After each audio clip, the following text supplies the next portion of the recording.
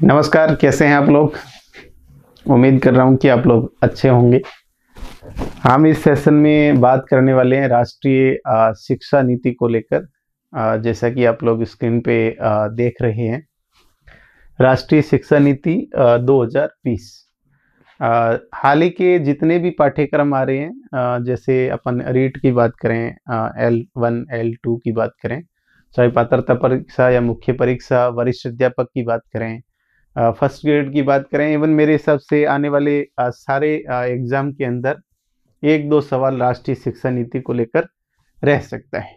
और विशेष आरपीएससी अभी जो इंटरव्यू करवा रही है उसमें भी अगर अपन देखें तो बार बार राष्ट्रीय शिक्षा नीति के सवाल बार बार पूछे जाते हैं।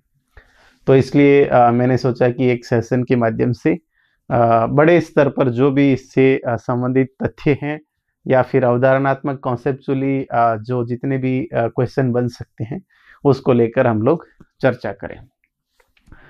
वैसे शिक्षा नीति की अगर हम बात करें तो इससे पहले भी हमारी शिक्षा नीति जो है लास्ट 1986 के अंदर हमारी शिक्षा नीति बनी, जो 1992 में संशोधित हुई थी नॉमिनली। लेकिन अपन मुख्य रूप से अगर हम लोग बात करें तो इससे पहले जो 1968 में शिक्षा नीति बनी, अभी पिछले 34 साल से कोई राष्ट्रीय शिक्षा नीति नहीं आई। जबकि शिक्षा की अगर बात करें तो किसी भी देश को महाशक्ति बनने में बात करें या किसी व्यक्ति के आंतरिक विकास की बात करें तो उसमें शिक्षा ही सबसे महत्वपूर्ण भूमिका निभाती है। और आप लोगों को पता है कि अगर किसी व्यक्ति का शारीरिक विकास कितना भी हो जाए, अगर उसका मानसिक विकास जब तक नहीं होगा तब तक उसका सर्वांगीण विकास नहीं हो सकता है, उसका भावनात्मक विकास नहीं हो सकता है, उसकी बुद्धि का विकास नहीं हो सकता है। तो हम कह सकते हैं कि मानसिक विकास होना, शारीरिक विकास के साथ साथ मानसिक विकास होना बहुत जरूरी होता है। और व्यक्ति के मानसिक विकास में देश के विकास में, देश की प्रगति में सबसे महत्वपूर्ण भूमिका है शिक्षा की। और समय और परिस्थिति के अनुसार अगर शिक्षा की नीति में बदलाव नहीं होता है तो हमारी शिक्षा प्रणाली को ही जंग लग जाए। ऐसे में भारत सरकार के द्वारा एक समिति बनाई गई और उस समिति की सिफारिश के आधार पे 2020 में इस शिक्षा नीति को लागू कर दिया गया। हम लोग इसको इस प्रकार से देखेंगे। देखो इसमें क्या एस्पेक्ट हो सकते हैं, तो मैं आप लोगों को एक बार बता देता हूँ कि क्या क्या चीजें इसके अंदर हम लोग देखेंगे। देखिए, एक तो हम लोग बात करेंगे शिक्षा नीति की ऐतिहासिक पृष्ठभूमि की, कि क्या ऐतिहासिक इसकी पृष्ठभूमि है।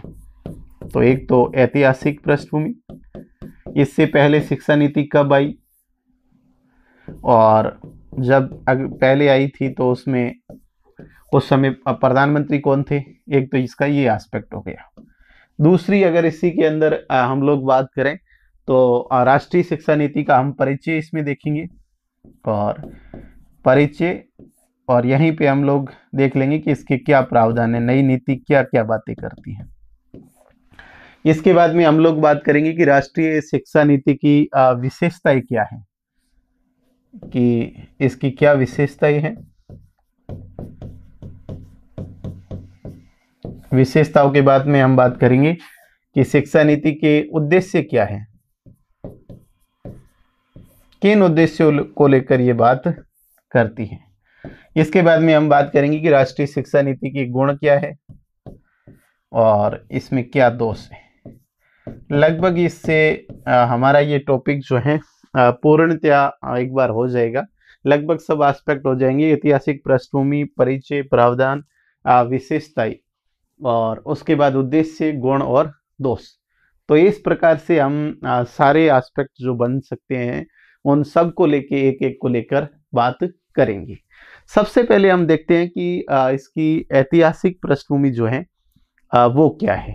सबसे पहले कि भारत में पहली बार अगर हम लोग बात करें तो शिक्षा नीति किस समय लाई गई और उस समय प्रधानमंत्री कौन थे। देखो, हमें सबसे पहले जानना होगा कि 1968 में पहली बार अगर बात करें, 1968 में, तो आप लोग एक तथ्य ध्यान में रखें कि भारत में पहली बार भारत में पहली बार 1968 में राष्ट्रीय शिक्षा नीति बनाई गई। शिक्षा नीति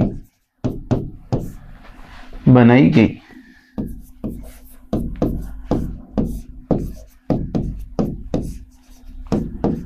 और इस समय अगर हम बात करें कि भारत में प्रधानमंत्री इंदिरा गांधी थी, और अगर हम लोग बात करें कि 1968 में जिस समय लाई गई उससे पहले एक समिति का गठन किया गया था जिसका नाम था दौलत सिंह कोठारी समिति की सिफारिश पर। आपसे पूछा जा सकता है कि कौन सी समिति थी जिसकी सिफारिश पे। तो आप लोग इसी प्रकार से नोट्स बनाए, जैसे व्यवस्थित रूप से मैं बता रहा हूं वैसे वैसे आप इसी प्रकार से ऐतिहासिक पृष्ठभूमि लिखकर और उसमें इस बात को लिख लें। तो आपसे ये पूछा जा सकता है कि भारत में पहली बार शिक्षा नीति कब आई, तो 1968 में। किस समिति की सिफारिश पर, तो दौलत सिंह कोठारी समिति की सिफारिश पे। ये दूसरी बात हो गई। और इस समय पूछा जा सकता है कि प्रधानमंत्री, तो प्रधानमंत्री इंदिरा गांधी थी, ध्यान रखें इंदिरा गांधी। तो ये कुछ तथ्य यहाँ से बन सकते हैं। इसके बाद में दूसरी बार राष्ट्रीय शिक्षा नीति आती है 1986 में, 1986 में। हालांकि इससे पहले कोई विशेष किसी समिति का गठन नहीं किया गया, और ये बात है राजीव गांधी के समय की। 1986 में राजीव गांधी के समय ही ये दौलत सिंह कोठारी समिति ने विस्तृत रूप से प्रावधान सिफारिश से की थी, जिसे 1968 में पूर्णतः लागू नहीं किया गया था। तो दूसरी शिक्षा नीति देखिए कब बनती है भारत में। दूसरी शिक्षा नीति 1986 में बनाई गई। और 1986 आप इसे याद रख सकते हैं कि ये देखो 6-8 लास्ट में और 8-6 हो गया वापिस। तो ये 1968 1986 में। और दूसरी शिक्षा नीति जब बनी तब देश के प्रधानमंत्री राजीव गांधी थे। तो आप लोग इसमें यहाँ पे लिख दें, इस समय प्रधानमंत्री राजीव गांधी थे।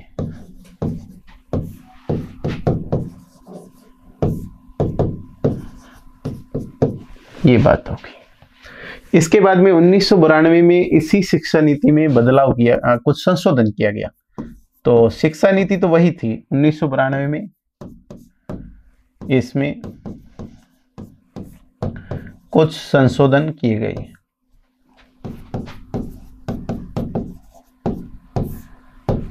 ये इसकी ऐतिहासिक पृष्ठभूमि है। इसके बाद में शिक्षा के क्षेत्र में 1986 के बाद में सबसे बड़ा काम ये होता है कि निःशुल्क व अनिवार्य शिक्षा का अधिनियम लाया जाता है। तो इसके बाद याद रखें कि 2009 में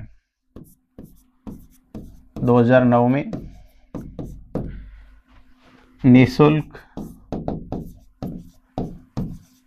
व अनिवार्य शिक्षा अधिनियम है, अनिवार्य शिक्षा अधिनियम।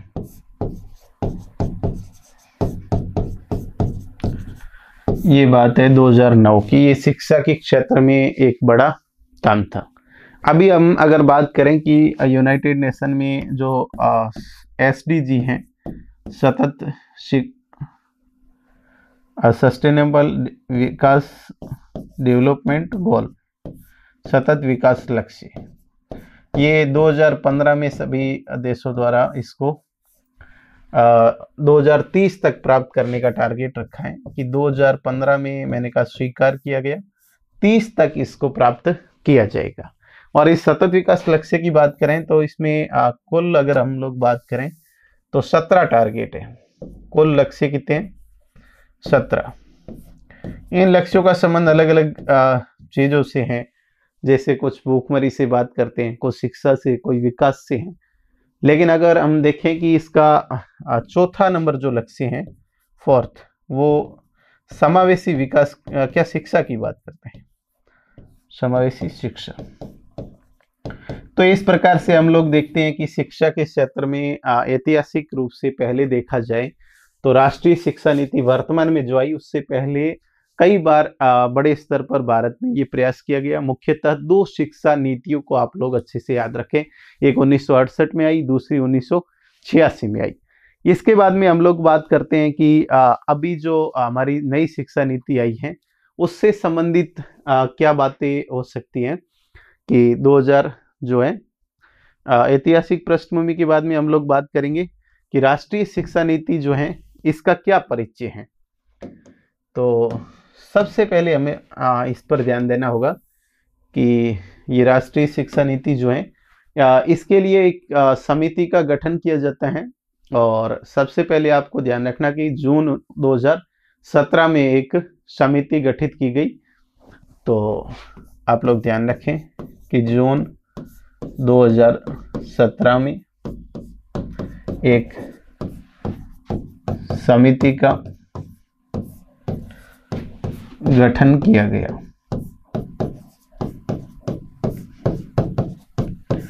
जिसकी अध्यक्षता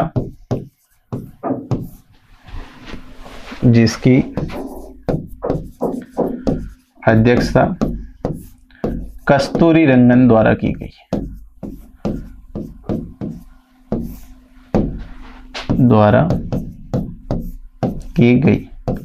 ये बहुत विशेष महत्वपूर्ण है कि इसकी अध्यक्षता जो है कस्तूरी रंगन ने की थी। और ध्यान में रखें कि कस्तूरी रंगन इसरो के अध्यक्ष रह चुके हैं, भारत के प्रमुख वैज्ञानिक हैं।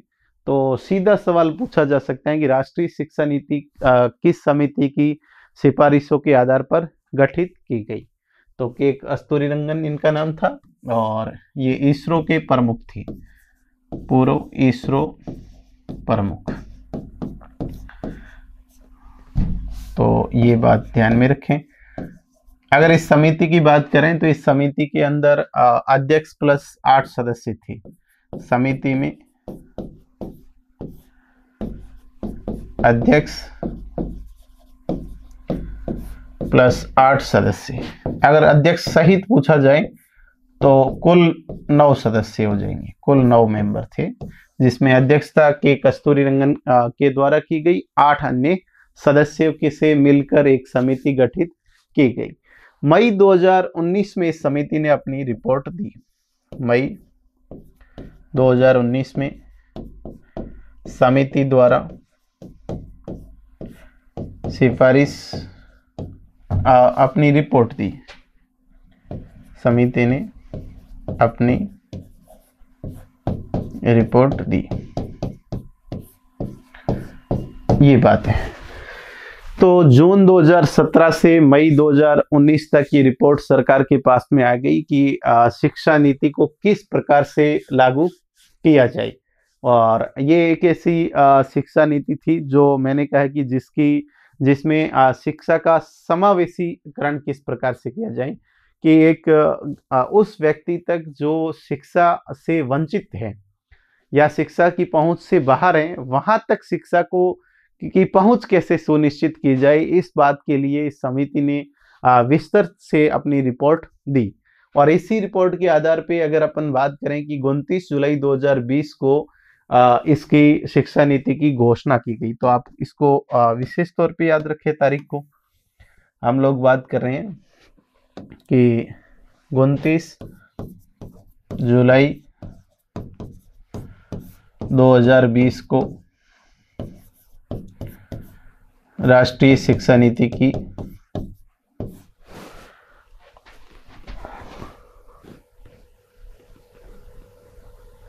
राष्ट्रीय शिक्षा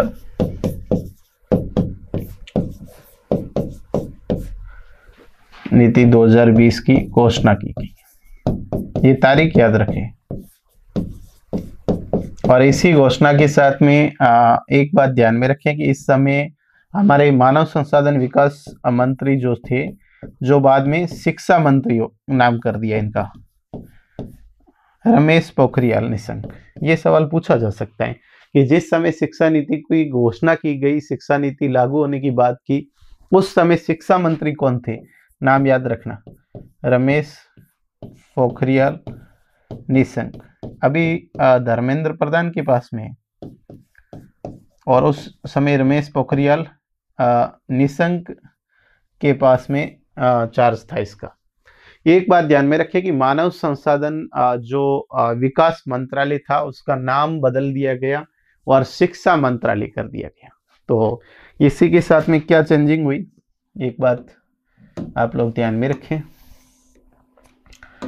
इसमें किया गया कि मानव संसाधन विकास मंत्रालय जो है, मानव संसाधन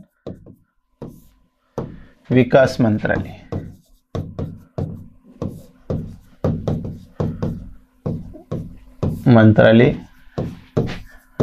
का नाम बदलकर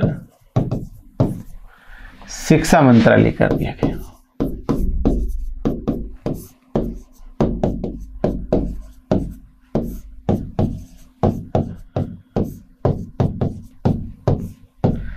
तो इसी के साथ में ये मंत्रालय जो है इसका नाम इस प्रकार से बदल दिया गया और भारत में राष्ट्रीय शिक्षा नीति को लागू किया गया। एक ये चीज यहाँ पे हम देखते हैं कि ये राष्ट्रीय जो शिक्षा नीति है ये प्रमुख रूप से 5 चीजों को लेकर बात करती है। राष्ट्रीय शिक्षा नीति के 5 मुख्य जो बिंदु हैं,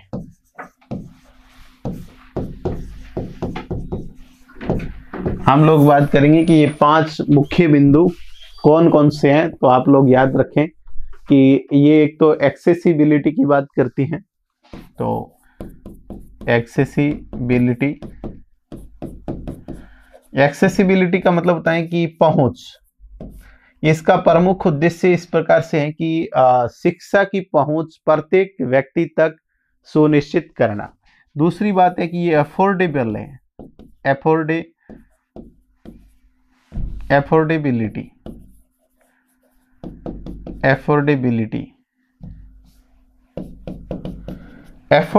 का मतलब होता है किफायती होना। क्या होना? अब कई बार क्या होता है कि शिक्षा महंगी होने के कारण कई लोगों की पहुंच शिक्षा तक सुनिश्चित नहीं हो पाती है, ऐसा भी होता है। जैसे विशेष तौर पे भारत में अगर उस शिक्षा को देख लें आप, तो वो शिक्षा बहुत महंगी होती है, इसलिए प्रत्येक व्यक्ति तक की पहुंच उस तक नहीं हो पाती है। तो कोशिश की गई है कि नई शिक्षा नीति के माध्यम से शिक्षा को किफायती बनाया जाए। किफायता की मतलब सस्ती बनाकर हम उसको पहुंच कर सकें। अगला एक पॉइंट इसमें जो मुख्य आता है वो इक्वलिटी। इक्वलिटी का मतलब होता है कि समानता, शिक्षा में समानता हो। और इसके बाद में एक शब्द है क्वालिटी।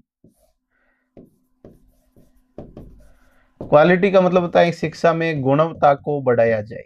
हम देखते हैं कि शिक्षा में मुख्य हमारी शिक्षा में कमी है कि क्वालिटी बेस्ड नहीं है, तो इस क्वालिटी को बढ़ाया जाए। एक और जो तत्व है वो है ट्रांसपेरेंसी, इसमें पारदर्शिता को बढ़ाना। तो इस प्रकार से हम लोग बात कर रहे हैं कि उत्तरदायित्व को बढ़ाना, पारदर्शिता को बढ़ाना, ट्रांसपेरेंसी लाना। 5 तत्व है, एक्सेसिबिलिटी, अफोर्डेबिलिटी और इक्वलिटी और ट्रांसपेरेंसी। कितने हो गए? मुख्य रूप से ये अब हम लोग जब भी बात करेंगे इसके उद्देश्य वगैरह की, तो ये 5 चीजों को लेकर बात करती हैं कि शिक्षा की पहुंच उसे किफायती बनाए, समानता लाए, शिक्षा में गुणवत्ता लाए, उत्तरदायित्व लाए। ये 5 मुख्य रूप से तत्वों के इर्द गिर्द ही सारा काम करती है। तो इस प्रकार से हम लोग बात कर रहे थे कि शिक्षा नीति का परिचय किस प्रकार से है। अब हम लोग बात करते हैं कि मुख्य प्रावधान जो शिक्षा नीति में है वो क्या है। हम मुख्य रूप से प्रावधानों को लेकर बात करते हैं कि इसमें बेसिकली जो विशेष प्रावधान है वो किस प्रकार के रखे गए हैं। तो हम लोग प्रावधान की जब भी बात करेंगे इसको 2 भागों में विभाजित करेंगे। एक तो स्कूली शिक्षा को लेकर बात करेंगे और दूसरी हम लोग बात करेंगे कि उच्च शिक्षा को लेकर ये क्या बात करता है। स्कूली शिक्षा का मतलब है कि 12वीं तक का अध्ययन जो स्कूल के माध्यम से किया जाता है, उस शिक्षा का मतलब होता है कि जब आप स्कूल से निकलकर कॉलेज जाते हैं तो उस शिक्षा आरंभ हो जाती है। तो आप लोगों को सबसे पहले तो ये समझना चाहिए कि हमारी अभी वर्तमान की जो शिक्षा नीति है वो किस प्रकार की है। वर्तमान को थोड़ा समझोगे तो वो आसानी से समझ में आएगा कि वर्तमान में हमारी शिक्षा नीति इस प्रकार से है। आप लोग देखिए कि 10+2 की बात करता है। 10+2 का मतलब होता है 12वीं क्लास तक कोई विद्यार्थी वर्तमान में 6 वर्ष की आयु जब उसकी होगी तो विद्यालय में नामांकित एनरोल्ड हो सकता है। 6 वर्ष से पहले उसका नाम नहीं लिखा जाएगा। 6 वर्ष से पहले वो आंगनवाड़ी के माध्यम से पढ़कर आएगा, जिसके लिए वर्तमान में व्यवस्थित रूप से जिसके उपबंध है नहीं। तो 6 साल से लेकर आप समझिए कि 10 पहले तो 10वीं पास करेगा, तो 6 + 10 16 साल की उम्र में 10वीं पास करेगा, +2 मतलब बराबर 18 वर्ष की आयु में वो 12th पास करके फिर जाता है उच्च शिक्षा में। तो ये एक बात हो गई कि स्कूली शिक्षा का वर्तमान पैटर्न जो इस प्रकार का है कि एक बच्चा 6 वर्ष की उम्र में स्कूल गया, उसने 16 वर्ष की उम्र में 10 की और 18 साल की उम्र में 12th पास की। ये फॉर्मेट चल रहा है। अब हम इस फॉर्मेट को बिल्कुल भिन्न तरीके से बदल रहे हैं और हमने जो अभी फॉर्मेट अपनाया है उसमें ऐसे है कि 5 साल प्लस 3 साल प्लस 3 साल प्लस 4 साल का। हम लोग समझते हैं कि ये फॉर्मेट कैसे हैं। देखिए, सबसे पहले हम बात करेंगे कि अब तक जो है 6 वर्ष को हमने माना था वर्तमान में कि 6 वर्ष का 6 ईयर का जब बालक होगा तो वो स्कूल जाएगा। लेकिन कई मनोवैज्ञानिक इस प्रकार की बात करते हैं कि किसी बच्चे का दिमाग का 85% विकास जो होता है वो 6 वर्ष तक होता है, कि 6 वर्ष तक एक बच्चे का 85% दिमाग खुल जाता है। और हम कहते हैं कि हम 6 साल की उम्र में तो बच्चे को विद्यालय में भेजेंगे। तब तक बच्चा क्या करेगा? इंस्टाग्राम पे रीलें देखता रहेगा, वीडियो देखता रहेगा, कोई गेम खेलता रहेगा मोबाइल से। तो 85% खुलने की उम्र में 10% और बंद हो जाता है। ऐसी स्थिति में ये बदलाव करना बहुत वैसे प्रासंगिक है कि 6 वर्ष तक बच्चे को कम से कम इतना एंगेज रखा जाए कि वो कम से कम मोबाइल देखे और कम से कम, मैंने कहा कि गेम, ऑनलाइन गेम खेले, बाकी सारी चीजें करें। तो अब जिस समय दिमाग खुलने की अवस्था होती है उस समय बच्चे को रीलों में डाल देते हैं, तो विकास जो होना था वो भी विकास नहीं हो पाता है। अब ये नई शिक्षा नीति ये प्रावधान करती है 5 + 3 + 3 + 4। देखिए कैसे होता है कि जैसे 3 वर्ष का जब बच्चा होगा, 3 ईयर का, 3 ईयर तक बच्चे को कहीं भेजने की आवश्यकता नहीं है। 3 साल के बाद में ये 5 साल का जो आएगा टेनर, 5 साल मतलब पढ़ाई करेगा। 5 साल में देखो 3 साल तो वो करेगा प्री प्राइमरी पढ़ाई। कैसी करेगा? Pre primary. और इसके बाद में 2 साल इन 5 सालों में first class and second class, पहली और दूसरी। तो कितने साल का हो गया? 5 साल का। और ये 3 साल का बच्चा गया था 3 + 5, अब ये यहाँ पे आ गया है 8 साल का बच्चा हो गया। ये आयु है, ध्यान में रखना इस तरफ। और इस तरफ अपन क्लास की बात करें तो इसके बाद में ये बच्चा 3 वर्ष तक फिर पढ़ेगा। ये 2 वर्ष पढ़ा, ये 3 वर्ष पढ़ा, ये टोटल 5 एक माना गया है। मैं पहले साधारण से समझाता हूं आपको, फिर रेखा चित्र पे बनाएंगे। तो 5 साल, मैंने कहा 3 साल का बच्चा गया, 5 साल तक पढ़ा, 3 साल प्री प्राइमरी पढ़ा, चाहे आंगनवाड़ी में, बाल वाटिका में पढ़ा, 2 साल पहली और दूसरी में पढ़ा। फिर 3 साल आने के बाद मैंने कहा 8 साल का ये एज है, देखो इस तरफ एज चल रही है। 8 साल में 3 क्लासें और, 3 का मतलब है कि तीसरी, चौथी और 5वीं क्लास, ये 5 क्लास पढ़ गया बच्चा।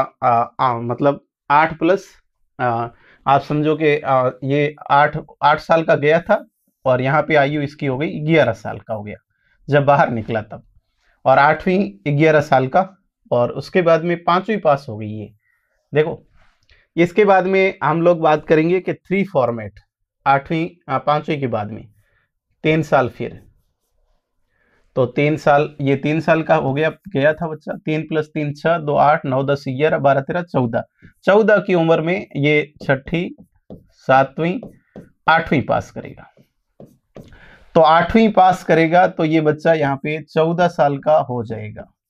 इसके बाद में एक और बचेगी 4 साल वाला। देखो 5 साल का ये हो गया, ये 3 साल pre primary plus first second और थर्ड फोर्थ और फिफ्थ तक ये पढ़ गया, 6 7 8 तक पढ़ गया।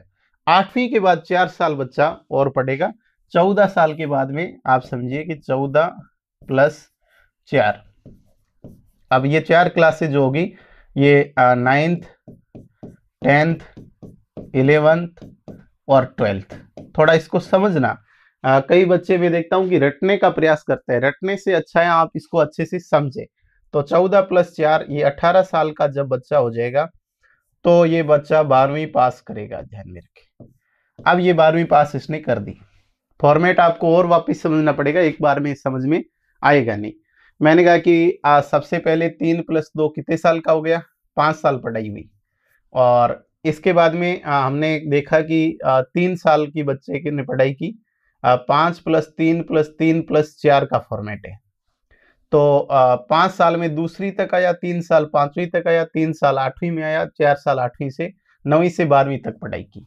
आप लोग इसी एक चार्ट के अंदर हम लोग देख सकते हैं, ये जैसे देखो कि सबसे पहले हम यहाँ से शुरू करेंगे नीचे से इसको, कि 3 साल का जब बच्चा होगा तब वो प्री स्कूल में जाएगा, आंगनवाड़ी में जाएगा या बाल वाटिका में जाएगा। ये नाम भिन्न है, आप ध्यान में रखें। बाल वाटिका कह सकते हैं, उसको आंगनवाड़ी कह सकते हैं और उसको प्री स्कूल कह सकते हैं।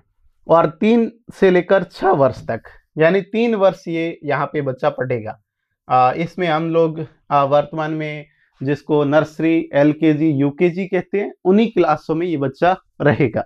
उसके बाद में 2 साल बच्चा फर्स्ट क्लास और सेकंड क्लास में रहेगा। आप देखो ये 3 साल का गया, 3 से 6 हो गया, 2 साल, 6 से 8 साल, 8 साल का बच्चा दूसरी पास करेगा, समझ में आई। उसके बाद में हमने 8 से 11 साल तक ये 3 साल वापिस जो काम करेगा, ये तीसरी से 5वीं, फिर 11 साल से 14 साल तक, 6ठी से 8वीं तक पढ़ेगा, वो ईयर ऑफ स्कूलिंग 3 साल। तो उसके बाद 9वीं से 12वीं 4 साल और 14 से लेकर 18 वर्ष तक। तो इस प्रकार से हम लोग देख रहे हैं। अब सबसे पहले जो 5 साल की पढ़ाई है उसको आप अच्छे से समझे कि 5 साल की पढ़ाई में 2 क्लासें तो फर्स्ट सेकंड है, 3 क्लास पहली से पहले है, प्री प्राइमरी है। और ये इसको कहते हैं फाउंडेशन। क्या कहते हैं? फाउंडेशन। तो ये भी आपसे पूछा जा सकता है कि तीसरी से 3 साल से 6 साल की अवस्था तक जो शिक्षा प्राप्त करेगा या पहली से दूसरी, इन दोनों को फाउंडेशन ही कहते हैं। ये फाउंडेशन बच्चे का तैयार हो रहा है यहाँ पे। जैसे अपन कोई बिल्डिंग में देखते हैं कि सबसे पहले तो फाउंडेशन करते हैं, तो बच्चे की भी नींव वही है। जहां बच्चे की नींव तैयार करनी चाहिए, उस समय अगर नींव अच्छे से तैयार नहीं हो पाती है तो हमेशा से आगे यही होता है कि उस बच्चे का एजुकेशन बैकग्राउंड हमेशा कमजोर हो जाता है। तो यहाँ पे विशेष ध्यान देने वाली आवश्यकता है जो इस राष्ट्रीय शिक्षा नीति में दी जा रही है। उसके बाद प्रिपरेटरी आ जाती है, प्रिप अपन जिसको कहते हैं। इसके बाद में जो 6ठी से 8वीं मिडिल कहते हैं, हम आज भी इसको मिडिल कहते हैं, अपर प्राइमरी और मिडिल क्लासेस कहते हैं, मिडिल क्लास इसको अपन कहते हैं। उसके बाद आता है सेकेंडरी। हालांकि अभी वर्गीकरण जो अलग अलग था, एक सीनियर सेकेंडरी और एक सीनियर सेकेंडरी, और इसी का नाम एक ही दे दिया सेकेंडरी। तो आपको याद रखना होगा कि जो पाठ्यक्रम का स्ट्रक्चर है उनका एक तो फाउंडेशन है, फाउंडेशन में 5 साल लगेंगे सबसे ज्यादा। उसके बाद प्रिप में 3 साल, मिडिल में 3 साल, सेकेंडरी में 4 साल। इस प्रकार से हम देख रहे हैं कि ये पॉलिसी नेशनल एजुकेशन पॉलिसी 2020 जो है उसमें इस प्रकार से इसका मतलब पाठ्यक्रम का स्ट्रक्चर रहेगा। इस प्रकार से पढ़ना होगा। अब वापिस हम लोग इसी में लौटते हैं, आप लोगों को ये थोड़ा ठीक से अगर समझ में आ गया है तो। अब हम बात कर रहे हैं कि ये जो फिर ये बोर्ड एग्जाम जो अभी हो रहे हैं इनका क्या होगा। तो देखिए बोर्ड क्लास, अभी बोर्ड की बात करें तो बोर्ड वर्तमान में 8वीं होता है, 10वीं होता है और 12वीं, 3 वर्तमान में है। और इसमें वर्तमान में स्ट्रक्चर में आप लोगों ने को अच्छे से पता होगा कि 10th के बाद में बच्चे को एक विषय लेना होता है। जैसे कला वर्ग में कोई चला गया, कोई वाणिज्य में चला गया, और कोई विज्ञान में चला गया, जो भी विषय वो लेगा उस विषय में चला जाएगा। लेकिन अब जो है, अब ये 10वीं और 12वीं 2 क्लास बोर्ड तो रखेंगे ये लोग, लेकिन इसमें आप लोग ध्यान में रखें कि 10वीं और अब जो राष्ट्रीय शिक्षा नीति में 10+12 बोर्ड तो रहेगा ये दोनों, लेकिन ये बोर्ड इतना तनावपूर्ण नहीं रहेगा, इसको बहुत सरल कर देंगे। इसका फर्क जो है वो बहुत सरल होगा, ये बिना किसी तनाव के रहेगा, बिना किसी तनाव। इसका मतलब है कि इसमें मार्किंग जो आज हमारी होती है, जैसे ही आप लोगों ने देखा होगा कि रिजल्ट आने 10वीं 12वीं का रिजल्ट आते हैं, सभी तरफ से एक ही होता है, कितने बने कितने बने, किसी के कोई 85 बन रहे, 86 बन रहे, किसी के 90 बन रहे, 92 बन रहे, कई बार 93 वाला टेंशन आता है, कई 95% वाला टेंशन में आ जाता है। कई बार हमने देखा है कि 99 में अगर चौथा 5वां नंबर स्टेट में आए तो वो कई बार बच्चे टेंशन में आके सुसाइड कर लेते हैं। अब 99 बन गए और तो कितने बढ़ने हो, लेकिन उससे लगता है कि नहीं नहीं मेरे से वो एक आगे क्यों गया, वो क्यों गया। तो ये सारा खेल इसमें समाप्त कर रहे हैं। अब किसी प्रकार का कोई तनाव नहीं होगा, बिना किसी तनाव के इस बोर्ड को सरल बनाया जाएगा और इसको आप आसानी से पास कर पाएं और आसानी से पास भी करें, लेकिन रटकर नहीं करें। ये अब तक तो जो है 10वीं 12वीं के बोर्ड जो हैं वो रटने पर बल देते हैं, आप लोग ध्यान में रखें, रटने पर बल। अब रटने के बल को समाप्त करेंगे, कहेंगे रटने की नहीं, ये समझ विकसित आधारित बोर्ड होंगे कि आपकी समझ विकसित हुई है या फिर नहीं हुई है। तो ये बहुत अच्छी बात है। आजकल माता पिता क्या है कि परसेंटेज के चक्कर में बच्चे को पहले से ही दबा देते हैं, बस आंकड़ों के खेल पर कि आंकड़े अच्छे होने चाहिए। ये वहां नहीं, हमने देखा कि बच्चे चौथी 5वीं 8वीं में पढ़ते हैं, उनके माता पिता दिन भर स्टेटस लगाते रहते हैं, जब भी रिजल्ट आएगा या टेस्ट होंगे तो उस बच्चों का स्टेटस लगाएंगे और ऐसे कर करके बच्चे को पहले ही संख्या के आंकड़ों में इतना दबा देते हैं कि उसका मानसिक विकास जो होना चाहिए था वो हो ही नहीं पाता है। हमेशा उसको एक ही टेंशन होती है, टेस्ट में जाता है उसको लगता है कि बहुत बड़ी जंग लड़ने जा रहा हूँ, जैसे उसे लगता है कि ये दुनिया का सबसे बड़ा एग्जाम मेरे लिए है। अरे 5वीं 6वीं 7वीं 8वीं 10वीं 12वीं के टेस्ट है, अर्धवार्षिक है, वार्षिक है, फाइनल रिजल्ट है। तो पढ़ना, शिक्षा प्राप्त करना महज आंकड़ों का गेम नहीं है। यही बात राष्ट्रीय शिक्षा नीति कह रही है कि 10वीं और 12वीं केवल प्रतिशत के बल पर नहीं है। अगर प्रतिशत के बल पे दब जाते तो पता नहीं हमारे जैसे कितने लोग ये आंकड़ों में पहले ही दब जाते। तो कुल मिलाकर बात ये है कि प्रतिशत पर ये नहीं है, राष्ट्रीय शिक्षा नीति इससे कहीं ऊपर है। तो हम लोग बात कर रहे हैं, एक तो बोर्ड को बिना किसी तनाव के बहुत लचीला रखा जाएगा इसमें। तो ये एक आपको अच्छे से ध्यान में रखना है कि कोई पढ़ाई कोई सिर्फ आंकड़ों का गेम नहीं है। ये बात हमें उस समय से बच्चे के दिमाग में डालनी होगी जब बच्चा मतलब आप समझिए कि प्राइमरी क्लासेस में हो। जैसे हम लोग बात कर रहे हैं कि ये जो अवस्था है, अपने अभी अपन एक चार्ट लेके बैठे थे, ये जो 3 साल का जो कोर्स है इसको हम कहते हैं कि early childhood care education, ECCI। तो देखो ये आपको समझना होगा कि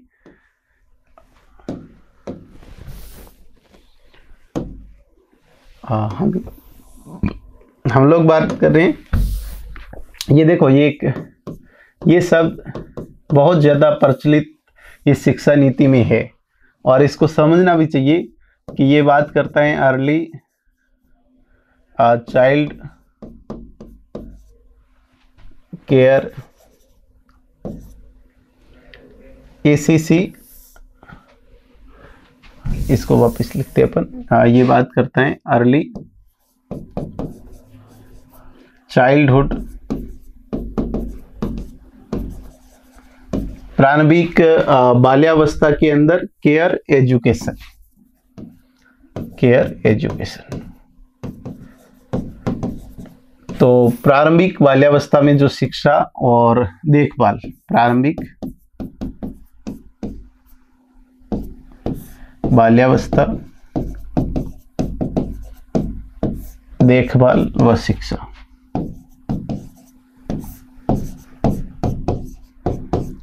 ये इसकी बात करता है। और अगर हम लोग बात करें कि ये CCI का फॉर्मेट यही है कि जब बच्चा 3 वर्ष से 6 वर्ष का हो तब तक इसका केयर टेक इस प्रकार से किया जाए कि बच्चे का उस समय भी अच्छे से विकास हो जाए, क्योंकि ये वो अवस्था है जहां कई मनोवैज्ञानिक मानते हैं कि बच्चे का 85% दिमाग इस अवस्था में खुल जाता है। और 6 वर्ष तक बच्चे पे मैंने कहा कि अमूमन बहुत माता पिता कम ध्यान देते हैं कि अभी बच्चा है ऐसे करके। तो इस अवस्था के अंदर अगर बाल वाटिका में बच्चे को भेजा जाएगा या बाल वाटिका विद्यालय के अंदर आरंभ करेंगे, आंगनवाड़ी का समायोजन कर देंगे, जैसे पास में आंगनवाड़ी है उसका समायोजन विद्यालय में हो जाएगा, या हम कह सकते हैं कि इसको प्री प्राइमरी स्कूल माना जाएगा। ये तो हो गई इसकी बात। यहाँ पे मैंने कहा कि अब यहाँ पे बच्चे का कोई पाठ्यक्रम तैयार नहीं होगा, बच्चे को गेम के माध्यम से कोई पजल देकर या कोई सामान्य से जो संगीत की शिक्षा दी जाए, तो खेल कूद के माध्यम से, पजल के माध्यम से, संगीत के माध्यम से, चित्रों के माध्यम से, इसके माध्यम से इस बच्चे का ज्यादा से ज्यादा मानसिक विकास किया जाएगा। शारीरिक और मानसिक विकास ये फाउंडेशन है बच्चे का, और फाउंडेशन में मैंने कहा कि विशेष तौर पे इस बात का ध्यान में रखा जाएगा। इस चाइल्ड आउट के बाद निकलने के बाद में बच्चा 1ली से 5वीं तक जो पढ़ेगा, इस बात को आप विशेष ध्यान में रखें कि इसके बाद में कक्षा 1ली से 5वीं बच्चा मातृभाषा में पढ़ेगा। 1ली से लेकर 5वीं तक का ये मातृभाषा में पढ़ेगा, क्योंकि मातृभाषा में बच्चा अच्छे से चीजों को समझ पाता है, तो कहीं कोई भाषा थोपने की आवश्यकता नहीं होगी। हालांकि ये क्लास जो है 8वीं तक भी ली जा सकती है मातृभाषा में, हालांकि कोई बाध्यता नहीं है। एक बात विशेष ध्यान रखें, ये कोई बाध्यता मैंने कहा नहीं है। जैसे कुछ इंग्लिश मीडियम है जहां मातृभाषा में न पढ़ा के इंग्लिश में पढ़ाएंगे तो पढ़ा सकते हैं, लेकिन अमूमन ये किया जाएगा कि दूसरी भाषा थोपने की बजाय मातृभाषा में 1ली से 5वीं तक पढ़ाने का प्रयास पहला किया जाएगा। तो आप लोग ध्यान में रखेंगे CCI early childhood care education में विशेष तौर पे जो है, अब इसके अंदर आंगनवाड़ी के अंदर जो भी आंगनवाड़ी कार्यकर्ता हैं उन्हीं को प्रशिक्षण दिया जाएगा। वो कार्यकर्ता जिन्होंने 10+2 कर रखी है, इनके पास ऐसी योग्यता है, इनको 6 माह का प्रमाण पत्र देगी सरकार। वो प्रमाण पत्र हासिल करना होगा, कुछ प्रशिक्षण होगी, उस प्रशिक्षण के माध्यम से कि बच्चों का विकास किस प्रकार से 6 वर्ष तक के बच्चों का विकास किया जाए। तो आपको अच्छे से ध्यान में होना चाहिए कि हमने कहा कि अर्ली चाइल्डहुड केयर एजुकेशन के बाद में 1ली से 5वीं तक बच्चा मातृभाषा में कुछ पढ़ लिख सकता है। उसके बाद में हमारा वही जो फॉर्मेट 5-3-3 और 4 का रहेगा। तो आप लोगों को कुछ समझ में आ गया होगा कि हमारा ये सिस्टम रहेगा, जिससे हमने बात की अभी कि ये जो है ये वाला, तो 5 ये दोनों को साथ में रखेंगे, फाउंडेशन, प्रिपरेटरी, मिडिल और सेकेंडरी। तो ये हो गया सबसे पहले 5 वर्ष, इधर से 5 के बाद में 3, 3 के बाद में 3 और फिर 3 के बाद में 4। इस प्रकार से हमने बच्चे को पढ़ाया। अब एक बात है कि 10वीं बोर्ड के बाद में बच्चा चाहे तो जरूरी नहीं है कि वो बच्चा मैंने कहा कि ये बात जरूरी नहीं है कि बच्चे को सिर्फ साइंस में भेजा जाए, किसी भी विषय में भेजा जा सकता है। तो इस प्रकार से हम लोग बात कर रहे हैं कि इस प्रकार से इस फॉर्मेट में 5+3+3+4 इस फॉर्मेट में बच्चा पहले पढ़ेगा। तो early childhood care education ECCI प्रारंभिक बाल्यावस्था देखभाल व शिक्षा। इसके बाद में हमने बात की कि 10वीं और 12वीं का बोर्ड होगा, लेकिन इस बोर्ड में को इस प्रकार से सरल बनाया जाएगा, आसानी से कोई बच्चा इसको पास कर सकता है, किसी प्रकार की इसमें कोई इश्यू नहीं है।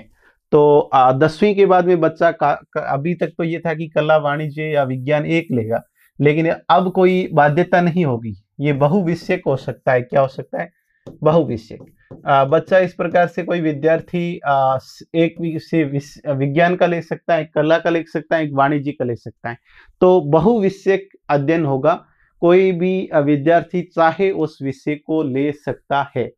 तो हम लोगों ने बात की कि किस प्रकार से बच्चा 1ली से 5वीं मातृभाषा में पढ़ेगा, वो 8वीं तक भी मातृभाषा में पढ़ सकता है, और 5+3+3+4 का फॉर्मेट स्कूली शिक्षा में रहने वाला है।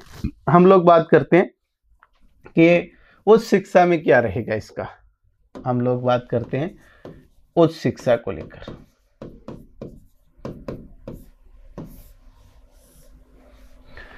देखो, उच्च शिक्षा में आपको एक तो बात ये ध्यान में रखनी होगी कि उच्च शिक्षा के लिए जो हमारा फॉर्मेट अभी वर्तमान में है, एक तो आप उसे ध्यान में रखें कि वर्तमान में मैंने कहा कि उच्च शिक्षा के लिए ये जरूरी है कि 10+2 होने के बाद में बच्चे को उच्च शिक्षा के लिए कॉलेज जाना होता है।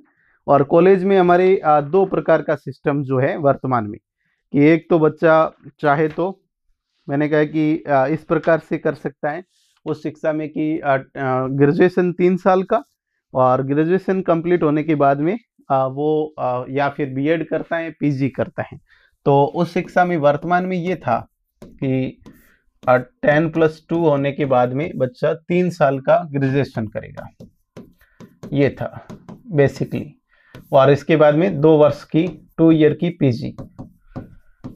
अब अगर वर्तमान में ऐसा था कि 3 साल की ग्रेजुएशन में अगर आप फर्स्ट ईयर करके ये छोड़ के आप दूसरे डिप्लोमे में चले जाते हैं, तो आपको ये 1 साल की ग्रेजुएशन आपकी खत्म हो जाएगी, इसकी कोई मान्यता नहीं होती है। ऐसा कई बच्चों के साथ में होता है कि हमें जैसे ही मैंने कहा कि बीए फर्स्ट ईयर किया, इधर बीएसटीसी में हो गया माना कि किसी का, तो बीएसटीसी करने गया, फर्स्ट ईयर का साल ऐसे ही गया, और सेकेंड ईयर किया तो सेकेंड ईयर भी गया, क्योंकि सीक्वेंस में उसने फाइनल ईयर नहीं की। कई बार एमए प्रवेश करके छोड़ देते हैं तो बच्चे वहीं पे भी कई बार हो जाता है कि 1 साल खराब हो जाता है। ये वर्तमान का फॉर्मेट था, लेकिन अब इसको बदल दिया गया। अब क्या है कि 4 साल का ही ये एक रखेंगे। वैसे तो क्या करेंगे कि 4 ईयर इंटीग्रेटेड कोर्स जो है वही चलेगा, इंटीग्रेटेड कोर्स। लेकिन इसमें अगर 1 साल की आप छोड़ते हैं तो कोई बात नहीं, ये आपकी 1 साल करके आपने अगर पढ़ाई उसमें छोड़ दी तो मान्य रहेगी। इसको 4 भागों में विभाजित किया है। जैसे ये 4 साल में अगर आप 1 वर्ष की पढ़ाई करते हैं तो आपको सर्टिफिकेट मिलेगा कि आपने 1 साल की पढ़ाई की है। ये अलग अलग रूप से अलग अलग मान्य होगा। जैसे आप 2 साल की पढ़ाई करेंगे किसी में तो आपको डिप्लोमा प्राप्त होगा। यही आप 2 वर्ष पढ़ते हैं तो इसको कहते हैं कि डिप्लोमा किया। और यही आप 3 साल तक अगर पढ़ेंगे तो आपको डिग्री प्राप्त होगी। 3 वर्ष पढ़ते हैं तो डिग्री। और यही आप 4 वर्ष पढ़ते हैं तो आपको शोध के साथ डिग्री प्राप्त होगी, शोध प्लस डिग्री। ये देख लो आप।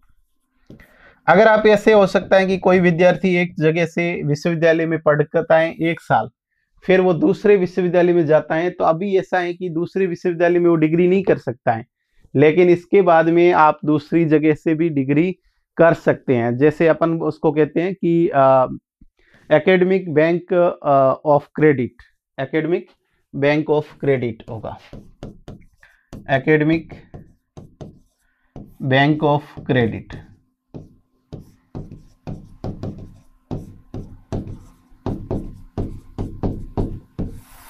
एकेडमिक बैंक ऑफ क्रेडिट का मतलब यही है कि आप जो भी जितना भी पढ़ते हैं वो सारा आपका जो है वो एक जगह से एक रिपोर्ट कार्ड के रूप में रहेगा।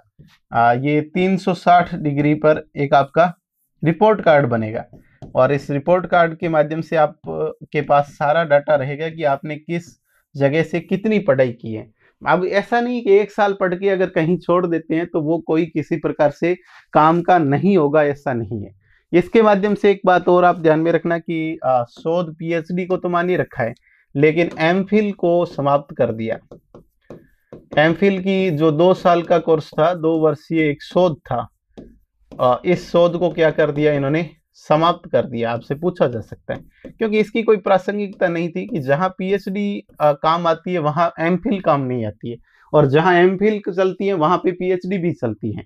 तो एमफिल की प्रासंगिकता पीएचडी के कारण नहीं होने के कारण इसको मैंने कहा कि अब जो है आगे से ये नहीं रहेगा। तो इस प्रकार से दूसरा एक higher education commission of India HECI का गठन किया गया कि उस शिक्षा के लिए, आप इसको याद रखें, उस शिक्षा हेतु HECI higher education higher education,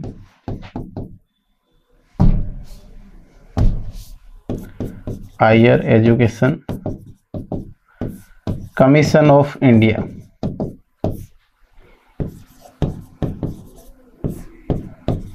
India का गठन, ये उच्च शिक्षा में शोध को बढ़ावा देगा। इसका मुख्य उद्देश्य है उच्च शिक्षा में शोध को बढ़ावा देना, शोध को बढ़ावा देना। तो आप लोग ध्यान में रखें कि ये कमीशन है जिसका गठन किया गया। ये सारी शिक्षा नीति के लिए जो पाठ्यक्रम तैयार किया जाएगा वो पाठ्यक्रम, ये राष्ट्रीय स्तर का जो पाठ्यक्रम तैयार करेंगी एनसीईआरटी। तो एनसीईआरटी आपने बहुत पढ़ा होगा, इसके साथ में सहयोग करेगी एससीईआरटी, स्टेट की जो रिसर्च काउंसिल है वो। ये दोनों मिलकर इस पाठ्यक्रम को तैयार करेंगे। तो हायर एजुकेशन में आप लोग इसको बेसिकली अच्छे से ध्यान में रखें कि उच्च शिक्षा जो है इस प्रकार से रहेगा। आने वाले समय में ये शिक्षक इसमें जितने भी बनेंगे वो 4 वर्षीय बीएड अनिवार्य हो जाएगी। ये 4 वर्षीय बीएड होगी 2030 से। अभी किसी प्रकार से चिंता में आने की बात नहीं है। अभी ऐसे नहीं कि अभी से वाले बीएड वाले 2 वर्षीय वाली टेंशन में आ जाए। अभी ये नहीं, 2030 से ऐसा करने वाले हैं कि 4 वर्षीय बीएड को ही मान्य करेंगे। तो इस प्रकार से हम लोग बात कर रहे हैं कि ये शिक्षा के हमारे पूरे स्ट्रक्चर को बदल देता है। ये मैंने कहा कि स्कूली शिक्षा की बात करें चाहे हम इसकी बात करें, दोनों को ये बदल देगा। शोध में 2 वर्षीय डिग्री जो है एमफिल, उसको हमने कहा कि समाप्त कर दिया। रिसर्च को बढ़ावा देने के लिए एक एनआरएफ, नेशनल रिसर्च फाउंडेशन की स्थापना भी की जाएगी शोध हेतु। शोध को बढ़ावा देने के लिए एनआरएफ, नेशनल रिसर्च फाउंडेशन, ये याद रखें कि नेशनल रिसर्च फाउंडेशन। तो इस प्रकार से अगर हम लोग बात करें कि नेशनल रिसर्च फाउंडेशन के माध्यम से शोध को बढ़ावा देगा, क्योंकि शिक्षा में शोध ही एक ऐसी चीज है, अनुसंधान एक ऐसी चीज है जो शिक्षा को जीवंत बनाए रखती है। किसी भी विषय की प्रासंगिकता शोध और अनुसंधान के द्वारा ही होती है, इसलिए इसमें शोध को अनिवार्य रखा जाएगा। तो हम लोग बात कर रहे थे कि शिक्षा नीति जो हमारी है रहेगी इस प्रकार से रहेगी। हम लोग बात करेंगे कि इसके क्या उद्देश्य हैं, और उद्देश्यों के बाद में हम लोग बात करेंगे कि इसकी जो विशेषताएं हैं। आप लोगों को अगर कुछ समझ आया है तो हमने सबसे पहले जो है बात की ऐतिहासिक पृष्ठभूमि, उसके बाद में हम लोग परिचय, इसके प्रावधान कुछ इस प्रकार से रहेंगे। आप एक इसको भी देख सकते हैं कि इसके प्रावधानों में अगर हम देखें तो ये राष्ट्रीय शिक्षा नीति का जो कुल 27 अध्याय इसके अंदर है। आप लोग देखेंगे कि पहला जो भाग है वो स्कूली शिक्षा की बात करता है, और स्कूली शिक्षा के अंदर प्रारंभिक बाल्यावस्था देखभाल और शिक्षा, मुख्य रूप से बुनियादी साक्षरता, ड्रॉप आउट, और स्कूलों में पाठ्यक्रम, शिक्षक, समतामूलक समावेशी विकास कैसे, स्कूल कॉम्प्लेक्स या क्लस्टर कैसे बनाएंगे, या स्कूली शिक्षा के मानक कैसे निर्धारित करेंगे। ये स्कूली शिक्षा का एक भाग है। दूसरा भाग है उच्चतर शिक्षा का, जो अध्याय 9 से लेकर और अध्याय 19 तक है। तीसरा भाग इसमें अन्य केंद्रीय विचारणीय मुद्दे, जो व्यावसायिक शिक्षा की बात करता है, प्रौढ़ शिक्षा की बात करता है। व्यावसायिक शिक्षा का आरंभ जो हो रहा है ये 6ठी क्लास से ही कर देंगे। 6th क्लास से, कक्षा से व्यावसायिक शिक्षा को शामिल किया जाएगा, जिसमें हम कह सकते हैं कोडिंग शिक्षा, ये 6ठी क्लास से शुरू होगा। फिर ये चौथा जो है क्रियान्वयन की रणनीति कैसे होगी। इस प्रकार से हम लोग बात कर रहे हैं कि केंद्रीय शिक्षा सलाहकार बोर्ड का सशक्तिकरण का होगा, वित्त पोषण कैसे होगा। 27 कुल अध्याय हैं और इसमें 4 भाग हैं। अगर भाग का आपसे पूछा जाए तो भाग 4 हो गई, और अध्याय का पूछा जाए तो इसमें अध्याय की संख्या 27 है। तो आप लोग याद रखें कि इसमें भाग 4 और अध्याय 27 है। तो ये सारा कुछ पूछा जा सकता है भाग को लेकर, अध्याय को लेकर। अध्याय 1 किससे संबंधित है, दूसरा किससे है, तीसरा और चौथा। तो इस प्रकार से आप लोग इसको अच्छे से याद रखें। अब हम लोग बात करेंगे कि इसके बाद में हम लोग बात करेंगे कि इसके प्रावधान हो गई। विशेषताएं इसमें मुख्य रूप से कौन सी विशेषताएं है। तो हम लोग बात करते हैं कि राष्ट्रीय शिक्षा नीति की प्रमुख क्या विशेषताएं हैं। तो हम लोग सबसे पहले बात करते हैं कि विशेषताओं के अंदर कि ये शिक्षा की जो पद्धति है ये दो भागों में विभाजित हैं। एक तो स्कूली शिक्षा, और स्कूली शिक्षा अब तक आपको समझ में आ गई होगी कि 3 साल का बच्चा जो है वो विद्यालय की ओर घर से निकलेगा 3 वर्ष की उम्र में, और इसके बाद में ये बच्चा सबसे पहले 5 वर्ष तक, उसके बाद 4 वर्ष, उसके बाद में 3 वर्ष, उसके बाद 3 वर्ष और उसके बाद 4 वर्ष, इस फॉर्मेट से पढ़ेगा। और प्री प्राइमरी अगर अपन बात करें तो ये इसको 2 भागों में 5 को बांटा गया है। एक प्री प्राइमरी 3 साल और ये 2 साल। इसके बाद में ये तीसरी से 5वीं, ये 6ठी, 7वीं, 8वीं, 9वीं, 10वीं, 11वीं, 12वीं। तो 3 साल का बच्चा जो है वो विद्यालय में जाता है। 5 साल तक ये पढ़ता है 11 और 3 14 और 4 18। तो हम लोग बात कर रहे हैं कि 18 साल की उम्र में ये बच्चा 12वीं पास करेगा। इसमें हमने बात की कि 5वीं तक का अध्ययन जो है वो मातृभाषा में होता है। 5वीं तक का अध्ययन कैसे किया जाएगा? मातृभाषा में, अध्ययन मातृभाषा में। और इसके बाद में बच्चे को हिंदी पढ़ाई जाएगी, और हिंदी के साथ में एक विदेशी भाषा, इंग्लिश की अनिवार्यता इसमें समाप्त कर देंगे, हिंदी प्लस विदेशी भाषा। तो हम कह सकते हैं कि ये त्रिस्तरीय या त्रिभाषा का सूत्र हो गया। त्रिभाषा के आधार पे पढ़ाया जाएगा। सबसे पहले मातृभाषा, फिर हिंदी, उसके बाद में विदेशी भाषा या फिर दूसरी कोई भाषा जो भी हो। अंग्रेजी भी उसमें हो सकती है, लेकिन अंग्रेजी की बाध्यता नहीं होगी। वहीं उस शिक्षा की हमने बात की कि उस शिक्षा जो है उसको बहुविषयक बनाया। इसमें कैसा बनाया कि बहुविषयक है।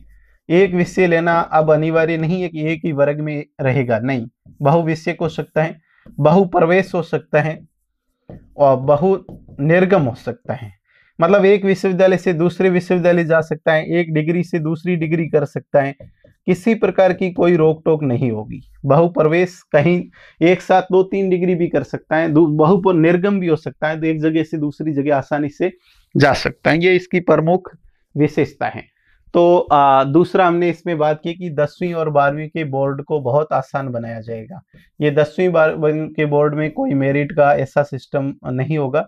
इसको बहुत आसान और समझ आधारित बनाएंगे कि रटने की आपकी क्षमता हो चाहे नहीं हो, आपकी समझ विकसित करने के लिए राष्ट्रीय शिक्षा नीति महत्वपूर्ण भूमिका निभाएगी। इसके बाद में हम बात करते हैं इसकी विशेषताओं में कि ये डिजिटल शिक्षा को बहुत महत्व देगा।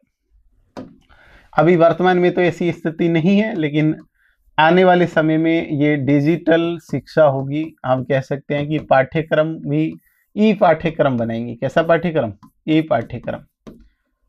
और इसी में हम कह सकते हैं कि ई लर्निंग शुरू करेंगे। ई लर्निंग का मतलब ये है कि अध्ययन, पढ़ने का भी जो है लर्निंग जो है ई लर्निंग होगी। तो डिजिटल शिक्षा का मतलब है कि आने वाले समय विद्यालयों में आप देखेंगे कि डिजिटल बोर्ड होंगे, और अनुसंधान के लिए लेबोरेटरी,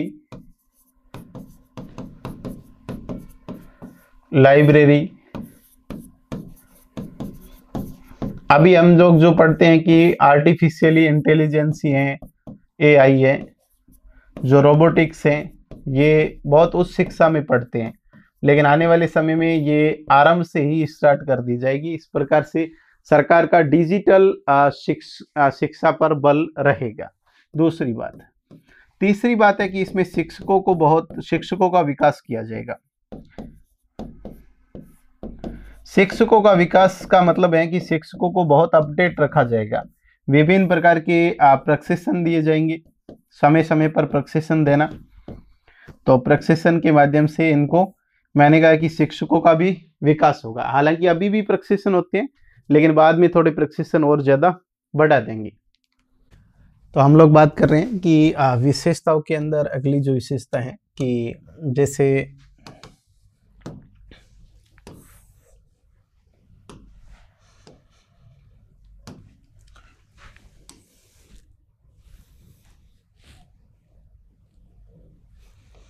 देखो, इसमें एक सर्वांगीण विकास को ले सकते हैं।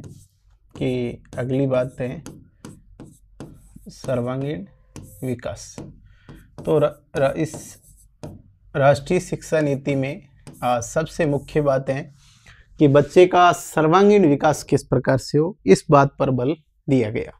तो खेल के साथ में जैसे अपन बात करते हैं कि खेल प्लस शिक्षा दोनों मिलकर किसी भी विद्यार्थी का सर्वांगीण विकास करते हैं। खेल के माध्यम से शारीरिक विकास और शिक्षा के माध्यम से मानसिक विकास, और दोनों का विकास जब हो जाए तो हम इसको कहते हैं सर्वांगीण विकास।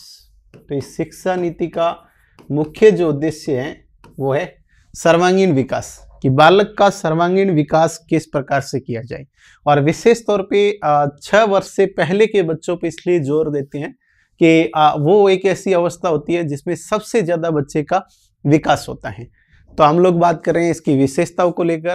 तो सबसे पहले शिक्षा की संरचना, डिजिटल शिक्षा हो गया, शिक्षकों का विकास करेंगे, शिक्षकों को कंटिन्यू किसी न किसी प्रकार का प्रशिक्षण देते रहेंगे, और प्रशिक्षण के माध्यम से मैंने कहा कि शिक्षकों का विकास करेंगे। और बच्चों के विकास की बात करें तो सर्वांगीण विकास। इसके बाद में सबसे महत्वपूर्ण बात है कि इसमें व्यावसायिक शिक्षा पर बल दिया जाएगा। व्यावसायिक शिक्षा, अभी देखो हमारी शिक्षा पद्धति ऐसी है कि हमारी शिक्षा पद्धति में किसी प्रकार के व्यावसायिक शिक्षा का उल्लेख है, लेकिन उसके लिए आपको अलग से एजुकेशन लेना होता है।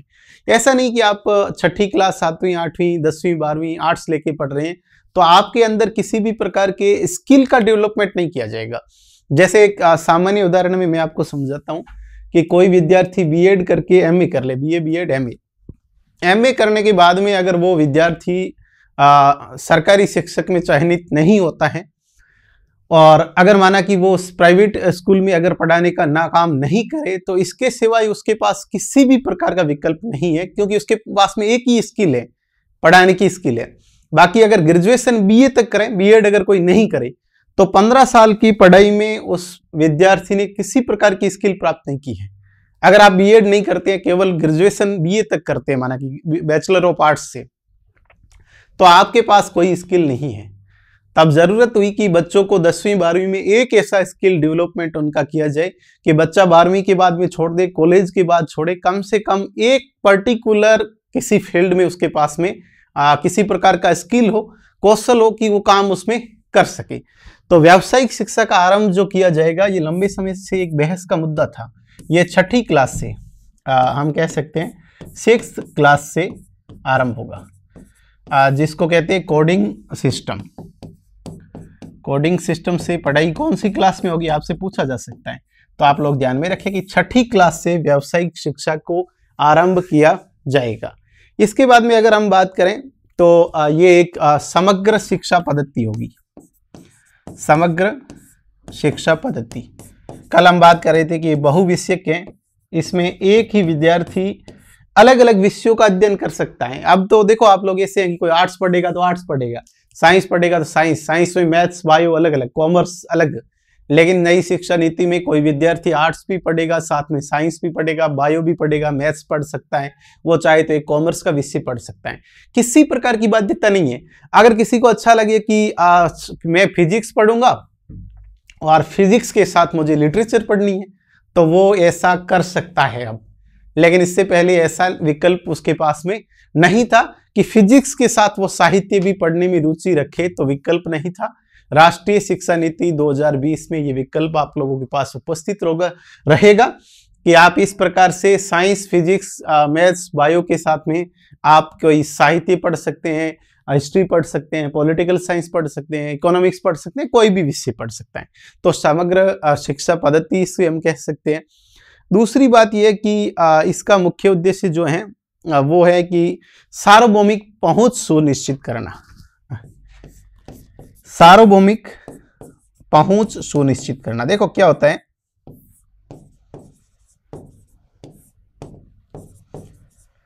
अब ये कहती है कि ये उस विद्यार्थी तक पहुंचेगी शिक्षा नीति के माध्यम से जो व्यक्ति, जो बच्चा एकदम वंचित है शिक्षा से। ऐसे कई समुदाय है जहां पे पढ़ाई का कोई लेना देना नहीं है, लेकिन ये कहती है कि हम वहां पे पहुंचेंगे हमारी सार्वभौमिक पहुंच होगी। यूनिवर्सल पहुंच का मतलब ये है कि हमारी रीच उस तक हो कि ऐसा विद्यार्थी रहा है जो आज दिन तक स्कूल नहीं देखी है, उसे भी पढ़ाएं। इसीलिए अपन इसमें देखते हैं दो प्रकार की, व्यावसायिक शिक्षा के साथ साथ इसमें प्रौढ़ शिक्षा का ऑप्शन है।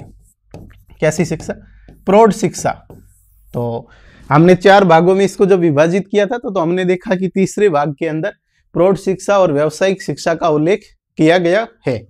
तो इसके बाद में हम कह रहे हैं कि सार्वभौमिक पहुंच में अपन देख सकते हैं कि ड्रॉप आउट जो बच्चे हैं, ड्रॉप आउट का मतलब होता है कि ऐसे बच्चे जिन्होंने विद्यालय बीच में पढ़ाई छोड़ दी हो, कोई छठी के बाद में छोड़ दे, 7वीं 8वीं 10वीं 12वीं, तो विद्यालय स्कूल समय में जो भी ड्रॉप आउट बच्चे हैं उनको वापिस एनरोल्ड किया जाएगा, पुनः नामांकित करके उसको विद्यालय से जोड़ने की बात करती है राष्ट्रीय शिक्षा नीति। तो हम लोगों ने देखा कि राष्ट्रीय शिक्षा नीति की विशेषताओं में आपको ध्यान में रखना है कि एक तो शिक्षा की संरचना, उसके बाद में डिजिटल शिक्षा, शिक्षकों का विकास करता है, व्यावसायिक शिक्षा देने का काम करता है, सर्वांगीण विकास की बात करता है, सार्वभौमिक पहुंच की बात करता है, समग्र शिक्षा पद्धति इसे हम कह सकते हैं। ये सारी विशेषताएं जो हैं, ये विशेषताएं हैं राष्ट्रीय शिक्षा नीति की। तो हम लोग बात कर रहे हैं राष्ट्रीय शिक्षा नीति की विशेषताएं, और इसके बाद में हम लोग बात करेंगे कि राष्ट्रीय शिक्षा नीति की क्या उद्देश्य है, किन उद्देश्यों को लेकर ये राष्ट्रीय शिक्षा नीति आरंभ की गई, इसको लेकर बात करेंगे। देखो मुख्यतः तो ये वही बातें हैं जो अभी हम लोग पढ़ रहे हैं, जैसे समग्र शिक्षा हो गई, इसके अंदर कि क्वालिटी बेस होना, सार्वभौमिक पहुंच सुनिश्चित करना, गुणवत्ता रखना, ये सारी बातें कॉमन है। लेकिन आपसे ऐसा सवाल पूछा जा सकता है कि निम्न में से कौन सा एक उद्देश्य राष्ट्रीय शिक्षा नीति का नहीं है या है। दूसरा, आप लोग इसके अंदर कुछ फैक्चुअल बातें भी याद रखें, जैसे हमने कल बात की कि शिक्षक का अनुपात पूछ सकते हैं, से विद्यार्थी और बच्चों का अनुपात क्या होगा।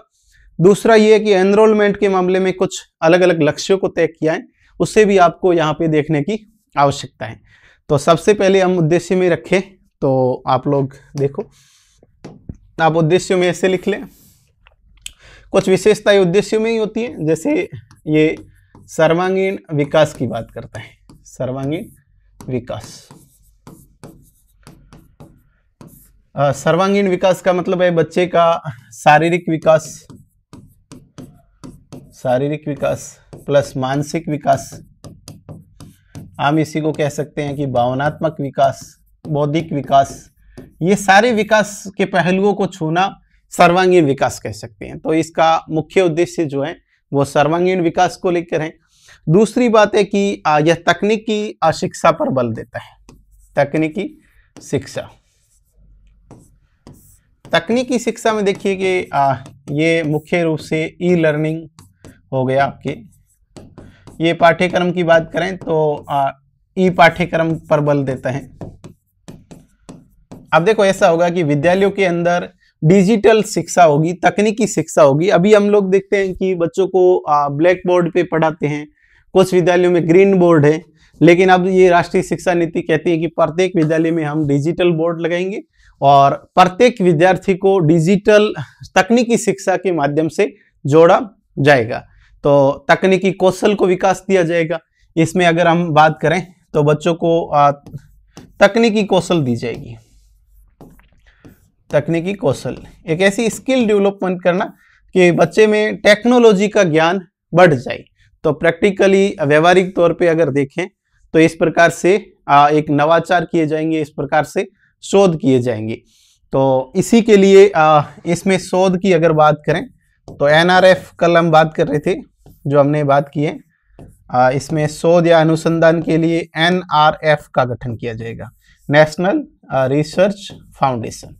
तो नेशनल आपसे पूछा जा सकता है कि नेशनल रिसर्च फाउंडेशन क्या है, तो आप लोग ध्यान में रखें कि नवाचार और शोध के लिए एक संस्था की स्थापना की जाएगी। इसका मुख्य उद्देश्य होगा नवाचार कैसे किए जाए, नए शोध को बढ़ावा कैसे दिया जाए, अनुसंधान को कैसे बढ़ावा दिया जाए। इसके लिए एक संस्था जो होगी नेशनल रिसर्च फाउंडेशन की स्थापना की जाएगी। इसके बाद में हम लोग बात कर रहे थे कि शिक्षकों का इसमें विकास किया जाएगा, और शिक्षकों को विकास के लिए एक तो आप लोग ध्यान में रखें कि कल हम बात कर रहे थे कि शिक्षकों को नियमित रूप से प्रशिक्षण दिया जाएगा, शिक्षकों का विकास। और इसमें हमने एक तो बात कही है कि हमने बात की कि इनको प्रशिक्षण दिया जाएगा और ये प्रशिक्षण निरंतर होगा, जिससे कि शिक्षक स्वयं को तकनीकी ज्ञान, डिजिटल ज्ञान से प्रशिक्षित किया जाए। दूसरी बात है कि आने वाले समय में शिक्षकों की भर्ती के लिए 2030 में ऐसा करेंगे कि 4 वर्षीय डिग्री को अनिवार्य कर देंगे। 4 वर्षीय जो डिग्री है उसको अनिवार्य बनाएंगे, अनिवार्य होगी। ये जो है आगे किया जाएगा, 2030 से ऐसा किया जाएगा। तो नियमित रूप से प्रशिक्षण, अब दीक्षा एक ऐप है, उसके माध्यम से दी जाती है ट्रेनिंग। दीक्षा ऐप का यही है, जैसे कर्मयोगी ऐप है, ये 2 ऐसे ऐप हैं जहाँ पे केंद्र सरकार प्रशिक्षण देने का काम करती है। तो आप लोग सोचें कि मुख्यतः प्रशिक्षण जो दिया जाएगा वो ई लर्निंग को बढ़ावा देगा, ई लर्निंग। और प्रशिक्षण जो ट्रेनिंग होती है वो भी इंटरनेट के माध्यम से ही ऑनलाइन करवाई जाएगी, मतलब वर्चुअली ज़्यादा होगा। दूसरा, शिक्षकों में नवाचार करने के लिए एक सतत व्यावसायिक शिक्षा, जिसको CPD कहते हैं, CPD, सतत व्यावसायिक शिक्षा को बढ़ावा दिया जाएगा। सतत व्यावसायिक शिक्षा मतलब इसका मतलब ये है कि किस फील्ड में जो है सतत रूप से रोजगार मिलता हो, तो ऐसी शिक्षा शिक्षकों में नवाचार के लिए आरंभ किया है। शिक्षक स्वयं में नवाचार होगा तभी तो होगा। शिक्षक में नवाचार करेंगे, उसको डिजिटल शिक्षा देंगे, तभी वो बच्चों को दे पाएगा। लेकिन अभी वर्तमान में आप स्कूलों में देखेंगे कई ऐसे शिक्षक आपको मिलेंगे जिनको कंप्यूटर ऑन ही नहीं करना आता है, और RSCIT के कोर्स करवा दिए शिक्षकों को, शिक्षकों ने कोर्स भी कर दिए RSCIT के, लेकिन पुराने शिक्षक जो हैं वो अब कंप्यूटर का नॉलेज ले नहीं सकते, चला नहीं सकते, सीधी सी बात है। तो जब उनके पास में नहीं होगा तो राष्ट्रीय शिक्षा नीति में कैसे वो तकनीकी ज्ञान देंगे। इसके लिए सतत व्यावसायिक शिक्षा, शिक्षकों में नवाचार हेतु CPD लागू किया जाएगा। दूसरा है कि करियर मैनेजमेंट प्रोग्रेस जो है, उत्कृष्ट जो शिक्षक होंगे उन शिक्षकों का सम्मान किया जाएगा। जो शिक्षक निरंतर रूप से अच्छा काम करेंगे उनको मैंने कहा है कि जो है विशेष रूप से सम्मानित किया जाएगा, जिसको EMP कहते हैं अपन, CMP, career management and progress. एक CPD और एक CMP, ये यहाँ पे लिख देते हैं, कैरियर मैनेजमेंट। ये आपसे पूछा जा सकता है क्या है CMP CPD, करियर मैनेजमेंट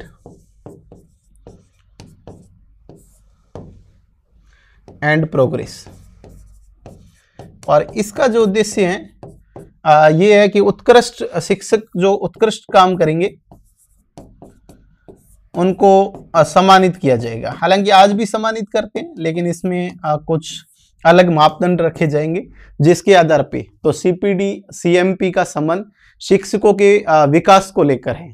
अब एक इसमें और है, विशिष्ट शिक्षक करके शब्द का प्रयोग किया है, तो आप लोग ध्यान में रखना कि विशिष्ट शिक्षक भी नियुक्त होंगे।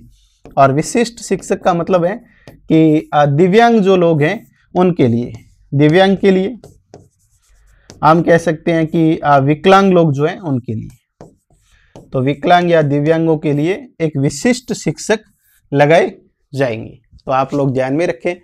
अब हम बात करते हैं कि विद्यार्थी का और शिक्षक का जो अनुपात है वो कैसे रखा जाएगा।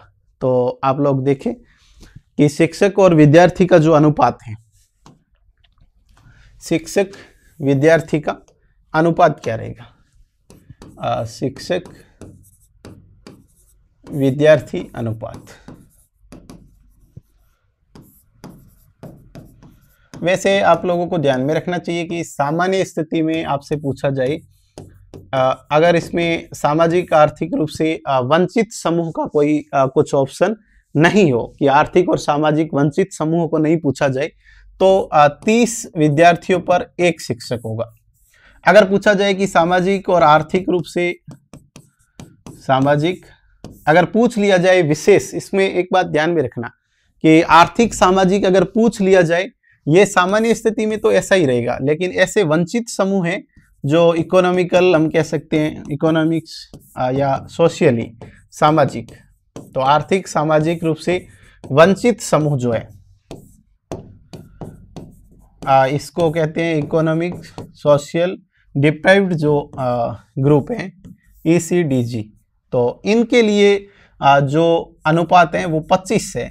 ऐसे विशेष बालकों के लिए, वंचित बालकों के लिए 25 विद्यार्थियों पर एक शिक्षक, और यहाँ 30 विद्यार्थियों पर एक शिक्षक।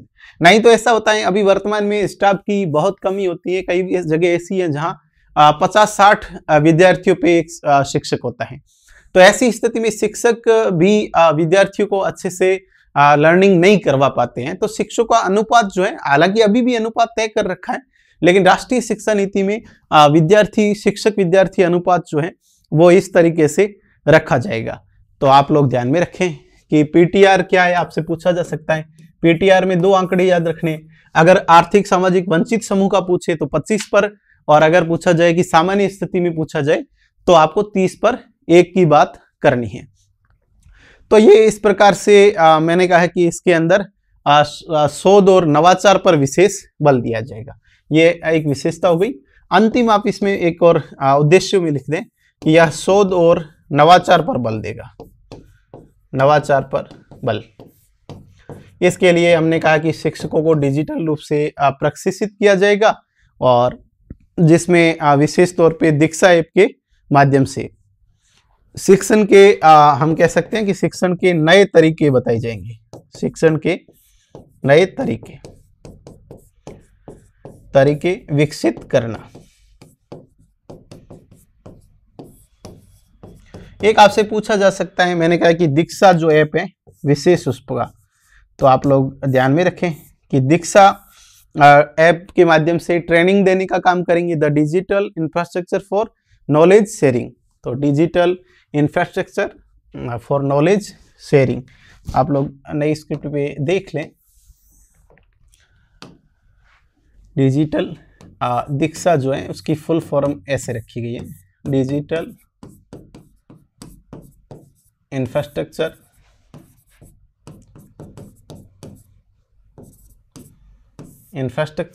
Knowledge sharing. आपसे पूछा जा सकता है नॉलेज एंड शेयरिंग, ये इसकी फुल फॉर्म है। एक ये विशेष काम इसमें किया जाएगा दीक्षा के माध्यम से। तो इसका उद्देश्य ये है कि शिक्षकों में दक्षता लाई जाए, शिक्षकों में शिक्षण की दक्षता, शिक्षकों में शिक्षण की दक्षता लाई जाए, ये इसका उद्देश्य है। तो आपसे सवाल ऐसे पूछा जा सकता है राष्ट्रीय शिक्षा नीति के मुख्य उद्देश्य कौन से हैं। तो आप लोग ध्यान में रखें कि सर्वांगीण विकास को लेकर इसमें बात की गई है। इसमें शिक्षा की समानता को लेकर बात है, जो आरंभ में हमने 5 बातें की थी, एक्सेसिबिलिटी, इक्वलिटी, क्वालिटी, अफोर्डेबिलिटी। तो विशेष तौर पे ये वहनीय शिक्षा होगी, सर्वांगीण विकास पे, समानता या समावेशिता पे बल देगी। अगली विशेषता आप इसमें भी उद्देश्य में लिख सकते हैं, ये समानता व समावेशिता पे बल देगी।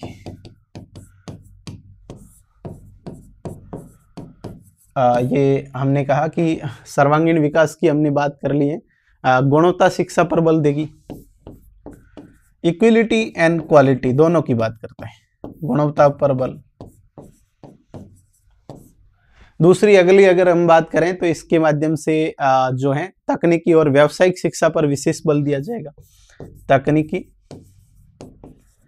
व व्यावसायिक शिक्षा पर बल, व्यावसायिक शिक्षा पर बल। और ये समय की परिस्थिति की आवश्यकता है कि सब कुछ मैंने कहा कि तकनीकी पर निर्भरता बढ़ रही है। ऐसी स्थिति में जरूरी भी है कि तकनीकी और डिजिटल शिक्षा, व्यावसायिक शिक्षा पर बल दिया जाए। आपसे पूछा जा सकता है कि व्यावसायिक शिक्षा को लेकर अगर बात करें तो व्यावसायिक शिक्षा जो है वो कहाँ से शुरू होती है। तो आप लोग एक बात ध्यान में रखें कि 6th क्लास से ये आरंभ होगी, व्यावसायिक शिक्षा 6th क्लास से। तो विशेष तौर पे इस बात का ध्यान में रखें। हमने कहा हम बात कर रहे हैं कि इसके उद्देश्य जो हैं किस प्रकार के हो सकते हैं। तो आप लोग ध्यान में रखें कि इसमें विशेष तौर पे तकनीकी व्यावसायिक शिक्षा पर बल दिया जाएगा। शिक्षा का सार्वभौमिकीकरण, अब इसमें आप लोग 2 चीजें ध्यान में रखें कि शिक्षा के सार्वभौमिकरण में कुछ लक्ष्य आपको याद रखने होंगे। शिक्षा का सार्वभौमिकरण क्या है? देखो कि इसका मतलब ये है कि हम विद्यार्थियों को विद्यालय से किस प्रकार से जोड़ सकते हैं। तो इसमें GER विशेष होता है, आप समझे। GER का मतलब होता है कि जो ग्रोस एनरोलमेंट होता है, ग्रोस एनरोलमेंट अपन कह सकते हैं रेशियो। तो सकल नामांकन अनुपात, सकल नामांकन अनुपात जो है इसको बढ़ाया जाएगा। ये इसका मतलब ये होता है कि कुल विद्यार्थी है उसमें से विद्यालय के अंदर नामांकित कितने बच्चे हैं। तो हर साल विद्यालय को अलग अलग एनरोलमेंट का लक्ष्य मिलता है, लेकिन विद्यालय स्तर पर हम इसे 2030 में पूरा प्राप्त करेंगे। तो आप लोग ध्यान में रखना कि GER में 2030 तक विद्यालय स्तर का अगर पूछा जाए कि स्कूली शिक्षा में 100% नामांकन का लक्ष्य 2030 तक प्राप्त करना होगा। ये आप फैक्ट बहुत अच्छे से रट के जाएं। और यही बात अगर उच्च शिक्षा की करें तो उच्च शिक्षा में ये 50% आंकड़ा प्राप्त करने का टारगेट है कि 50% आंकड़ा 2035 में प्राप्त करेंगे। एक 30 की बात करता है, दूसरा 35 की बात करता है। तो दोनों को बहुत अच्छे से आप लोग इसको रट के जाएं। ये पूछा जा सकता है। एक फाउंडेशन लर्निंग एंड न्यूकेसिस जो स्किल की बात करता है उसको भी आप अच्छे से पढ़ के जाएं कि फाउंडेशन लर्निंग, एक तीसरा जो इसमें टारगेट है फाउंडेशन लर्निंग।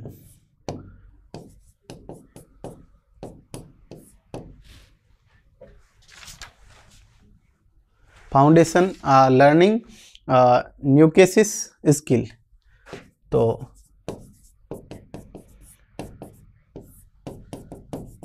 कि बच्चों को फाउंडेशन लर्निंग और इस प्रकार की स्किल जो है कौशल विकास करने का लक्ष्य जो है 2025 तक है। ये तो 3 लक्ष्य हमारे सामने है। एक 2030 तक स्कूली शिक्षा में, एक 50% उच्च शिक्षा में 2035 तक, और फाउंडेशन लर्निंग का अगर पूछा जाए तो 2025 तक। तो तीनों को आप बहुत अच्छे से याद रखें क्योंकि यहाँ पर इस प्रकार का कोई सवाल पूछ सकते हैं। दूसरी मैंने कहा कि उद्देश्यों में हमने बात की है कल कि एक वहनीयता, एफोर्डेबिलिटी होनी चाहिए, मतलब सभी की पहुंच सुनिश्चित की जाए। और दूसरी बात है कि पहुंच, इसका मतलब ये हुआ कि इसको पढ़ाई को ज़्यादा से ज़्यादा किफ़ायती बनाया जाए। और इसके लिए प्राइवेट और सरकारी स्कूलों को एक ही प्लेटफॉर्म के नीचे लाया जाएगा। सरकारी व प्राइवेट संस्था को, अब ऐसे नहीं कि प्राइवेट संस्थान मनमानी फीस लेंगे, नहीं, संस्थाओं को एक प्लेटफॉर्म में लाना और फीस को, संस्थाओं को एक प्लेटफॉर्म के नीचे लाना के नीचे लाकर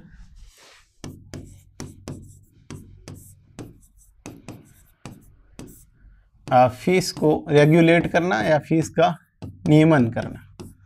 ये अच्छे से ध्यान में रखें, ये विशेष तौर पे इस पे बल दिया जाएगा कि फीस को रेगुलेट किस प्रकार से किया जाता है। तो उत्तरदायित्व को बढ़ाना, पारदर्शिता बढ़ाई जाएगी, उत्तरदायित्व व पारदर्शिता बढ़ाना।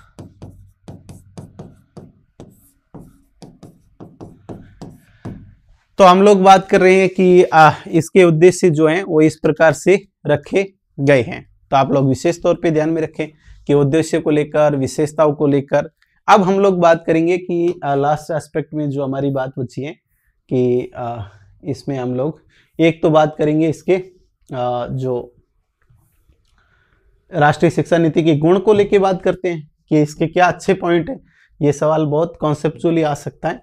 देखो, तथ्यात्मक रूप से राष्ट्रीय शिक्षा नीति में जो कुछ फैक्ट हम लिख रहे हैं आपको याद करने होंगे। कुछ कॉन्सेप्चुअल क्वेश्चन भी इसमें अच्छे से बन सकते हैं। विशेष तौर पे ये ऐसे सवाल आपसे कॉन्सेप्चुअली पूछे जा सकते हैं। तो इसमें आप लोगों को ध्यान में रखना है कि इसके क्या गुण हैं। आप लोगों ने अच्छे से जान ली इसकी विशेषता, उद्देश्य। तो कुछ बातों को लेके मैं बात करूंगा। जैसे आप देखो, एक तो इसमें मातृभाषा में एजुकेशन दिया जाएगा, मातृभाषा का प्रयोग करना। देखो क्या होता है कि बच्चे की सबसे अधिक समझ जो विकसित होती है वो इसी भाषा में होती है। हम आजकल क्या करते हैं कि बच्चों को LKG UKG के अंदर ही इंग्लिश मीडियम के चक्कर में, बच्चों को इंग्लिश सिखाने के चक्कर में उनको रटने की क्षमता विकसित करते हैं। ऐसे में बालक को अगर इंग्लिश का ही प्रेशर करेंगे, कई अभिभावक ये समझते हैं कि बच्चे को अंग्रेजी आती है तो इसका मतलब सब कुछ आता है। ऐसा कभी नहीं है। हिंदी मीडियम कोई जरूरी नहीं कि इंग्लिश मीडियम वालों की समझ विकसित होगी। राष्ट्रीय शिक्षा नीति में किसी भी प्रकार का उद्देश्य ये नहीं है कि कठिनता के साथ में रटने की क्षमता विकसित करना, ना, समझने की क्षमता को विकसित किया जाएगा। अब मैंने कहा कि इंग्लिश मीडियम के चक्कर में कई बच्चों की समझ विकसित नहीं होती है, और इंग्लिश तो अच्छी आती है लेकिन समझ विकसित नहीं है, तो उस इंग्लिश की कोई प्रासंगिकता नहीं है। ये राष्ट्रीय शिक्षा नीति विशेष बल देती है। तो आप लोग ध्यान में रखें कि मातृभाषा का प्रयोग करेंगे तो इससे बच्चे में समझ विकसित अच्छे से हो जाएगी। ये किसका बहुत अच्छा गुण है। हालांकि हम उन चीजों पे पहले बात नहीं करेंगे, हम उनकी करेंगे जो एक बच्चे के लिए शिक्षा नीति कैसे गुणकारी हो सकती है। दूसरी बात यह है कि जैसे अगर हम बात करें कि खेल खेल के अंदर इसमें समझाने की बात की गई है, तो खेल खेल में समझाना ये भी एक अच्छा है। इसमें मैंने कहा कि रटने की क्षमता पर बल नहीं देंगे, इस पर हम लोग बल देंगे कि बच्चे में खुद के अंदर ऐसी समझ विकसित करें। और दूसरी बात यह है कि खेल खेल में समझाने से छोटे बच्चे जो होते हैं वो विद्यालय में एक तो सक्रिय रहते हैं, दूसरा ये है कि उनको विद्यालय तक जाने में उनकी एक बड़ी रुचि रहती है। तो शिक्षा को रुचिपूर्ण बनाया जाएगा, ये रुचिपूर्ण होता है। कई क्या होती है कि आप देखेंगे कि जैसे प्ले स्कूलों के अंदर मैं भी देखता हूं कई बार प्ले स्कूल में बच्चों को पढ़ाया जाता है, बहुत पढ़ाते हैं। प्ले स्कूल का मतलब है बच्चों को खिलाया जाए और खेल के माध्यम से, पजल के माध्यम से उनमें समझ विकसित करना। लेकिन होता उल्टा है, वहां पे क्या करते हैं, बच्चों को रटने की क्षमता विकसित करते हैं कि आज ABCD पूरी याद करनी है, कल से अ पूरी याद करनी है। अब बच्चा मतलब प्ले स्कूल में खेलने की उम्र में ही उस प्रेशर में आ जाता है रटने के लिए। तो ये शिक्षा नीति कहती है कि खेल खेल में कैसे समझाएं ताकि बच्चे के लिए स्कूल उबाऊपन नहीं हो, पढ़ाई के बोझ को कम कैसे किया जाए। तो रुचिपूर्ण बनाने का है कि पढ़ाई बोझ ना हो, बोझ नहीं हो, इसी बात को मैंने कहा ये आगे बढ़ाने का काम करते हैं। तो पहली बात मातृभाषा का प्रयोग, दूसरी बात खेल खेल में समझना, तीसरा है कि कौशल का विकास करती है, इसके माध्यम से बच्चे का कौशल विकास। देखो, एक तो किताबी ज्ञान, कई बच्चों के पास में व्यवहारिक ज्ञान नहीं होता है लेकिन किताबी ज्ञान बहुत होता है। यह शिक्षा नीति कहती है कि आपके पास किताबी ज्ञान, तथ्यात्मक ज्ञान ज्यादा है, ये बात मायने नहीं रखती है। तो ये बल किस पर देती है, ये व्यवहारिक ज्ञान पर बल देती है। तो आप लोग ध्यान में रखें कि राष्ट्रीय शिक्षा नीति व्यवहारिक ज्ञान पर बल देगी, न कि किताबी ज्ञान पर। केवल तथ्यों को नहीं रटना है, बच्चे में कॉन्सेप्चुअल समझ विकसित कैसे की जाए। बच्चे को स्टार्ट से ये बताया जाए कि एक व्यवहारिक रूप से पढ़ने का तरीका क्या है और अनावश्यक तथ्यों को याद करने की कोई आवश्यकता नहीं है। इसी कौशल के विकास को बढ़ावा देने वाली राष्ट्रीय शिक्षा नीति है। दूसरी बात यह है कि बच्चों में कला और संस्कृति के प्रति भी रुचि रखी जाएगी। इससे हमारी एक तो संस्कृति का संरक्षण हो जाएगा, बच्चे भारतीय कला और भारतीय स्थानीय संस्कृति के बारे में अच्छे से समझ पाएंगे। तो आर्ट का, कल्चर का डेवलपमेंट करने का ये काम करेगी। दूसरी इसके गुण ये है कि ये नियमित रूप से शिक्षकों के अंदर, शिक्षकों के प्रशिक्षण पर बल देती है कि शिक्षकों का प्रशिक्षण। देखो, आप लोग देखते होंगे कि कई शिक्षक जो हैं शिक्षक बनने के बाद पढ़ना छोड़ देते हैं, और जैसे ही पढ़ना छोड़ देते हैं इसके बाद उनके दिमाग को जंग लग जाती है, पढ़ना और पढ़ाना छोड़ेगा। देखो, पढ़ाने के लिए पढ़ना भी जरूरी है और बहुत अच्छे से पढ़ के जाए एक लेक्चरर दे, और एक बच्चों के सामने बिना पढ़े लेक्चरर, देखो बच्चे एक कोरी स्लेट के समान है। आप कोई भी अच्छा लेक्चर देंगे तो बच्चों को लगेगा कि ये जोरदारी, क्योंकि आपका ज्ञान बच्चों से तो ज्यादा ही है, ऑलमोस्ट हर शिक्षक का ऐसा होता है। लेकिन अगर शिक्षक निरंतर पढ़ता है, समझ रखता है, राष्ट्रीय मुद्दे, अंतर्राष्ट्रीय मुद्दों पे अच्छी समझ रखता है, तो बच्चों को अच्छे से समझा सकता है कि क्या हो रहा है, क्या नहीं हो रहा है। समसामयिक प्रवृत्तियों से, मुद्दों से उसको हर बात इंगेज करके बताए कि देखो ये हो रहा है, ये हो रहा है। और दूसरी तरफ अगर बात करें तो मैंने कहा कि शिक्षक पढ़ना बंद कर दें तो शिक्षक के दिमाग में जंग लग जाती है, और अगर जब शिक्षक के दिमाग में जंग लगेगी तो हजारों लाखों विद्यार्थियों के दिमागों को भी जंग लगेगी, उनके बच्चों को उन बच्चों का कभी दिमाग अच्छे से विकसित नहीं हो पाएगा। इसी बात को हम कह रहे हैं कि ये शिक्षा नीति शिक्षकों का निरंतर प्रशिक्षण देती है, इससे शिक्षकों का अच्छा विकास हो जाएगा और एक अच्छे विकसित शिक्षक द्वारा ही बच्चे मैंने कहा शिक्षक ही विकसित बच्चे का निर्माण करेगा। तो ये एक इसका बहुत अच्छा गुण है कि शिक्षकों का प्रशिक्षण होगा, इसमें शिक्षकों का इसमें विकास किया जाएगा। और इसके बाद में हम बात कर रहे हैं कि ये शारीरिक शिक्षा और मानसिक दोनों शिक्षाओं पर बल देती है। अब तक देखो ऐसा है कि शारीरिक शिक्षा को हमने बहुत ज्यादा महत्व नहीं दिया है। कई गांव में ऐसे लोग भी होते हैं, शिक्षक भी होते हैं जो बच्चों को खेलने ही नहीं देते हैं, कहते हैं कि नहीं खेल से बच्चा बिगड़ जाएगा। और मैंने कहा कि ये कहते हैं कि नहीं, अगर किसी बच्चे की रुचि किसी खेल में है, किसी स्पोर्ट्स में है, तो वो खेल के अंदर भी अपना करियर बना सकता है। और खेल के साथ साथ ही मैंने कहा दूसरी मानसिक शिक्षा भी दी जाए, बौद्धिक शिक्षा दी जाए, तो इससे बच्चे का सर्वांगीण विकास होगा। हम कह सकते हैं यह शिक्षा नीति का एक गुण है कि यह सर्वांगीण विकास पर बल देती है।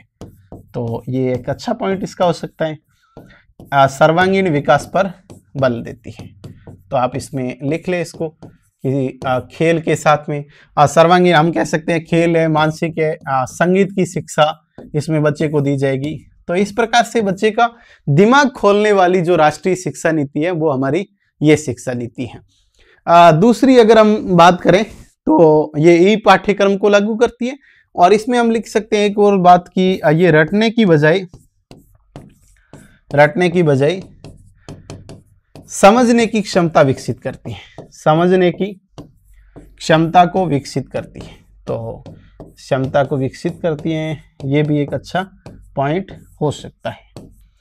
ई पाठ्यक्रम पर बल देती है, डिजिटल व व्यावसायिक शिक्षा पर बल देते हैं। हमें व्यावसायिक शिक्षा देखो समय परिस्थिति के अनुसार जरूरी है। हमने कहा है कि बच्चा ग्रेजुएशन करता है तब तक कोई कौशल उसमें डेवलप नहीं होता है, केवल इतिहास और अन्य विषयों के भूगोल के तथ्य रटने से कोई कौशल स्किल का डेवलपमेंट नहीं होगा। स्किल का डेवलपमेंट होता है आप किसी विशेष क्षेत्र के बारे में उसे कुछ ज्ञान दिया जाए। जैसे माना कि ऐसी शिक्षा हो जाए कि पढ़ने के साथ साथ बच्चे को छठी क्लास से व्यावसायिक शिक्षा दी जाए, जैसे बच्चे को यही सिखाया जाए कि मोबाइल को कैसे सही किया जाए, अगर लाइट फिटिंग का काम जो है उसको थोड़ा थोड़ा डेवलप किया जाए, कंप्यूटर कोर्स कैसे किया जाए, कंप्यूटर में पीपीटी कैसे बनाई जाए, कंप्यूटर के अंदर कोई टेक्स्ट टाइप कैसे किया जाए, ये इत्यादि चीजें का ज्ञान अगर बेसिक दिया जाए तो बच्चा 12वीं तक एक कौशल में बहुत अच्छा हो जा सकता है। कहते हैं कि कुछ देशों के अंदर विद्यालय के अंदर इस प्रैक्टिकल शिक्षा को शामिल किया गया है, तो 12वीं पास करते करते बच्चे पंखे बनाने शुरू कर देते हैं, मोबाइल बनाना शुरू कर देते हैं, इलेक्ट्रिक का हर काम करना शुरू कर देते हैं। लेकिन हमारे यहाँ पे तो जब तक 2-3 साल वहां पे ये करके बाहर नहीं सीखता है तब तक तो कुछ भी काम नहीं आता है। तो इसलिए इस शिक्षा में इन बातों पर बल दिया जाएगा। अब हम लास्ट में सबसे बात करते हैं कि राष्ट्रीय शिक्षा प्रणाली को हमने जितना पढ़ा कि विशेषताओं से लेकर उद्देश्यों से लेकर गुणों से लेकर हम बात कर रहे हैं तकनीकी शिक्षा, डिजिटल शिक्षा, शिक्षकों का विकास, ये सारी बातें कर रहे हैं। लेकिन हम लोग बात करते हैं कि इसके अवगुण भी क्या है, इसके दोष भी कुछ हो सकते हैं ना, इसकी में कुछ कमियां भी हो सकती है। तो सबसे लास्ट में हम लोग बात करेंगे कि इसके दोष क्या हैं, हम कह सकते हैं कि इस प्रणाली में क्या कुछ अवगुण है और क्या कुछ कमियां हैं। देखो कमियां कुछ हो सकती हैं, इसमें आप एक लोग अपना एस्पेक्ट ऐसे हमेशा रखें कि किसी भी शिक्षा नीति किसी भी नीति के अंदर कुछ चीजों की कमी पाई जा सकती है जब उसको व्यवहारिक रूप से लागू करेंगे।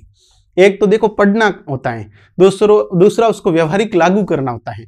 तो लागू जब करेंगे तो कुछ कमियां हो सकती है, लेकिन कोशिश की जाए कि उन कमियों को ज्यादा से ज्यादा सुधारने का प्रयास, ये अच्छा वाक्य हो सकता है। तो देखो इसमें क्या अवगुण है। सबसे पहले तो हम ये बात करते हैं कि इसमें पाठ्यक्रम की बड़ी जटिलता है, पाठ्यक्रम की जटिलता। हमने इसका फॉर्मेट जब देखा तो हमने देखा कि ये 5+3+3 3 + 4 पे बल देता है।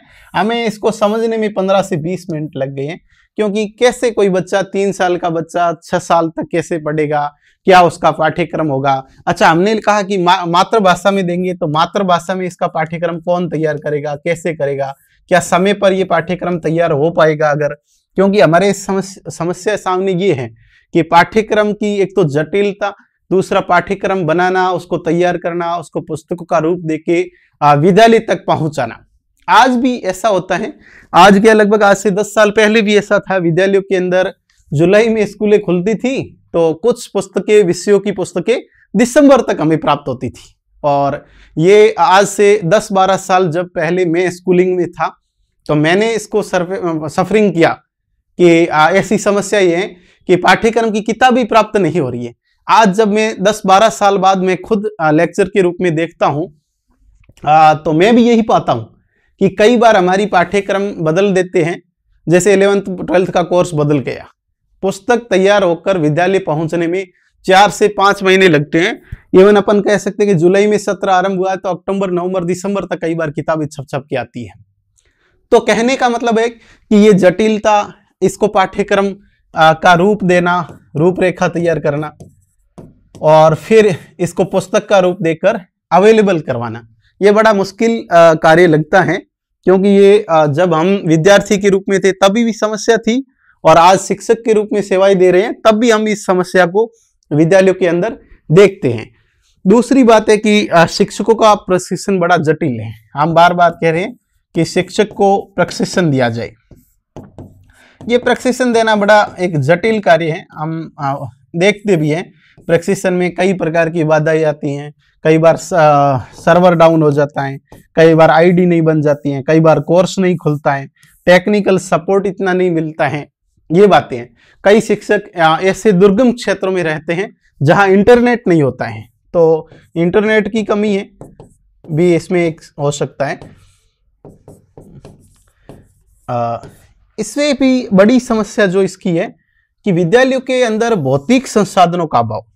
देखो, आपको कई विद्यालय ऐसे मिलेंगे कि आज दिन तक ब्लैक बोर्ड जो है वो भी सही नहीं है, भौतिक संसाधनों का अभाव। अब विद्यालयों में ब्लैक बोर्ड सही नहीं है। आप जब सरकारी स्कूल में पढ़ाएंगे तो ब्लैक बोर्ड पे लिखेंगे तो कई बार आपको लगेगा कि जैसे बोर्ड पे लिखते लिखते लिखते आपकी अंगुली, जो आपका चौक आपके हाथ में, वो एकदम गड्ढे में जाएगा। जैसे ऐसा एहसास होता है कि सड़क पे चलते चलते जैसे गाड़ी में अचानक गड्ढा आता है, व्यक्ति जंप करता है, वैसे हाथ हमारा जंप करता रहेगा। दूसरी बात यह है कि आपको अगर चौक से आप एक बार ब्लैक बोर्ड पे पूरा लिखोगे तो मिटाने के लिए आपको उससे 3 गुना खपत करनी पड़ेगी। मिटते नहीं है, अक्सर बहुत मुश्किल से मिटते हैं।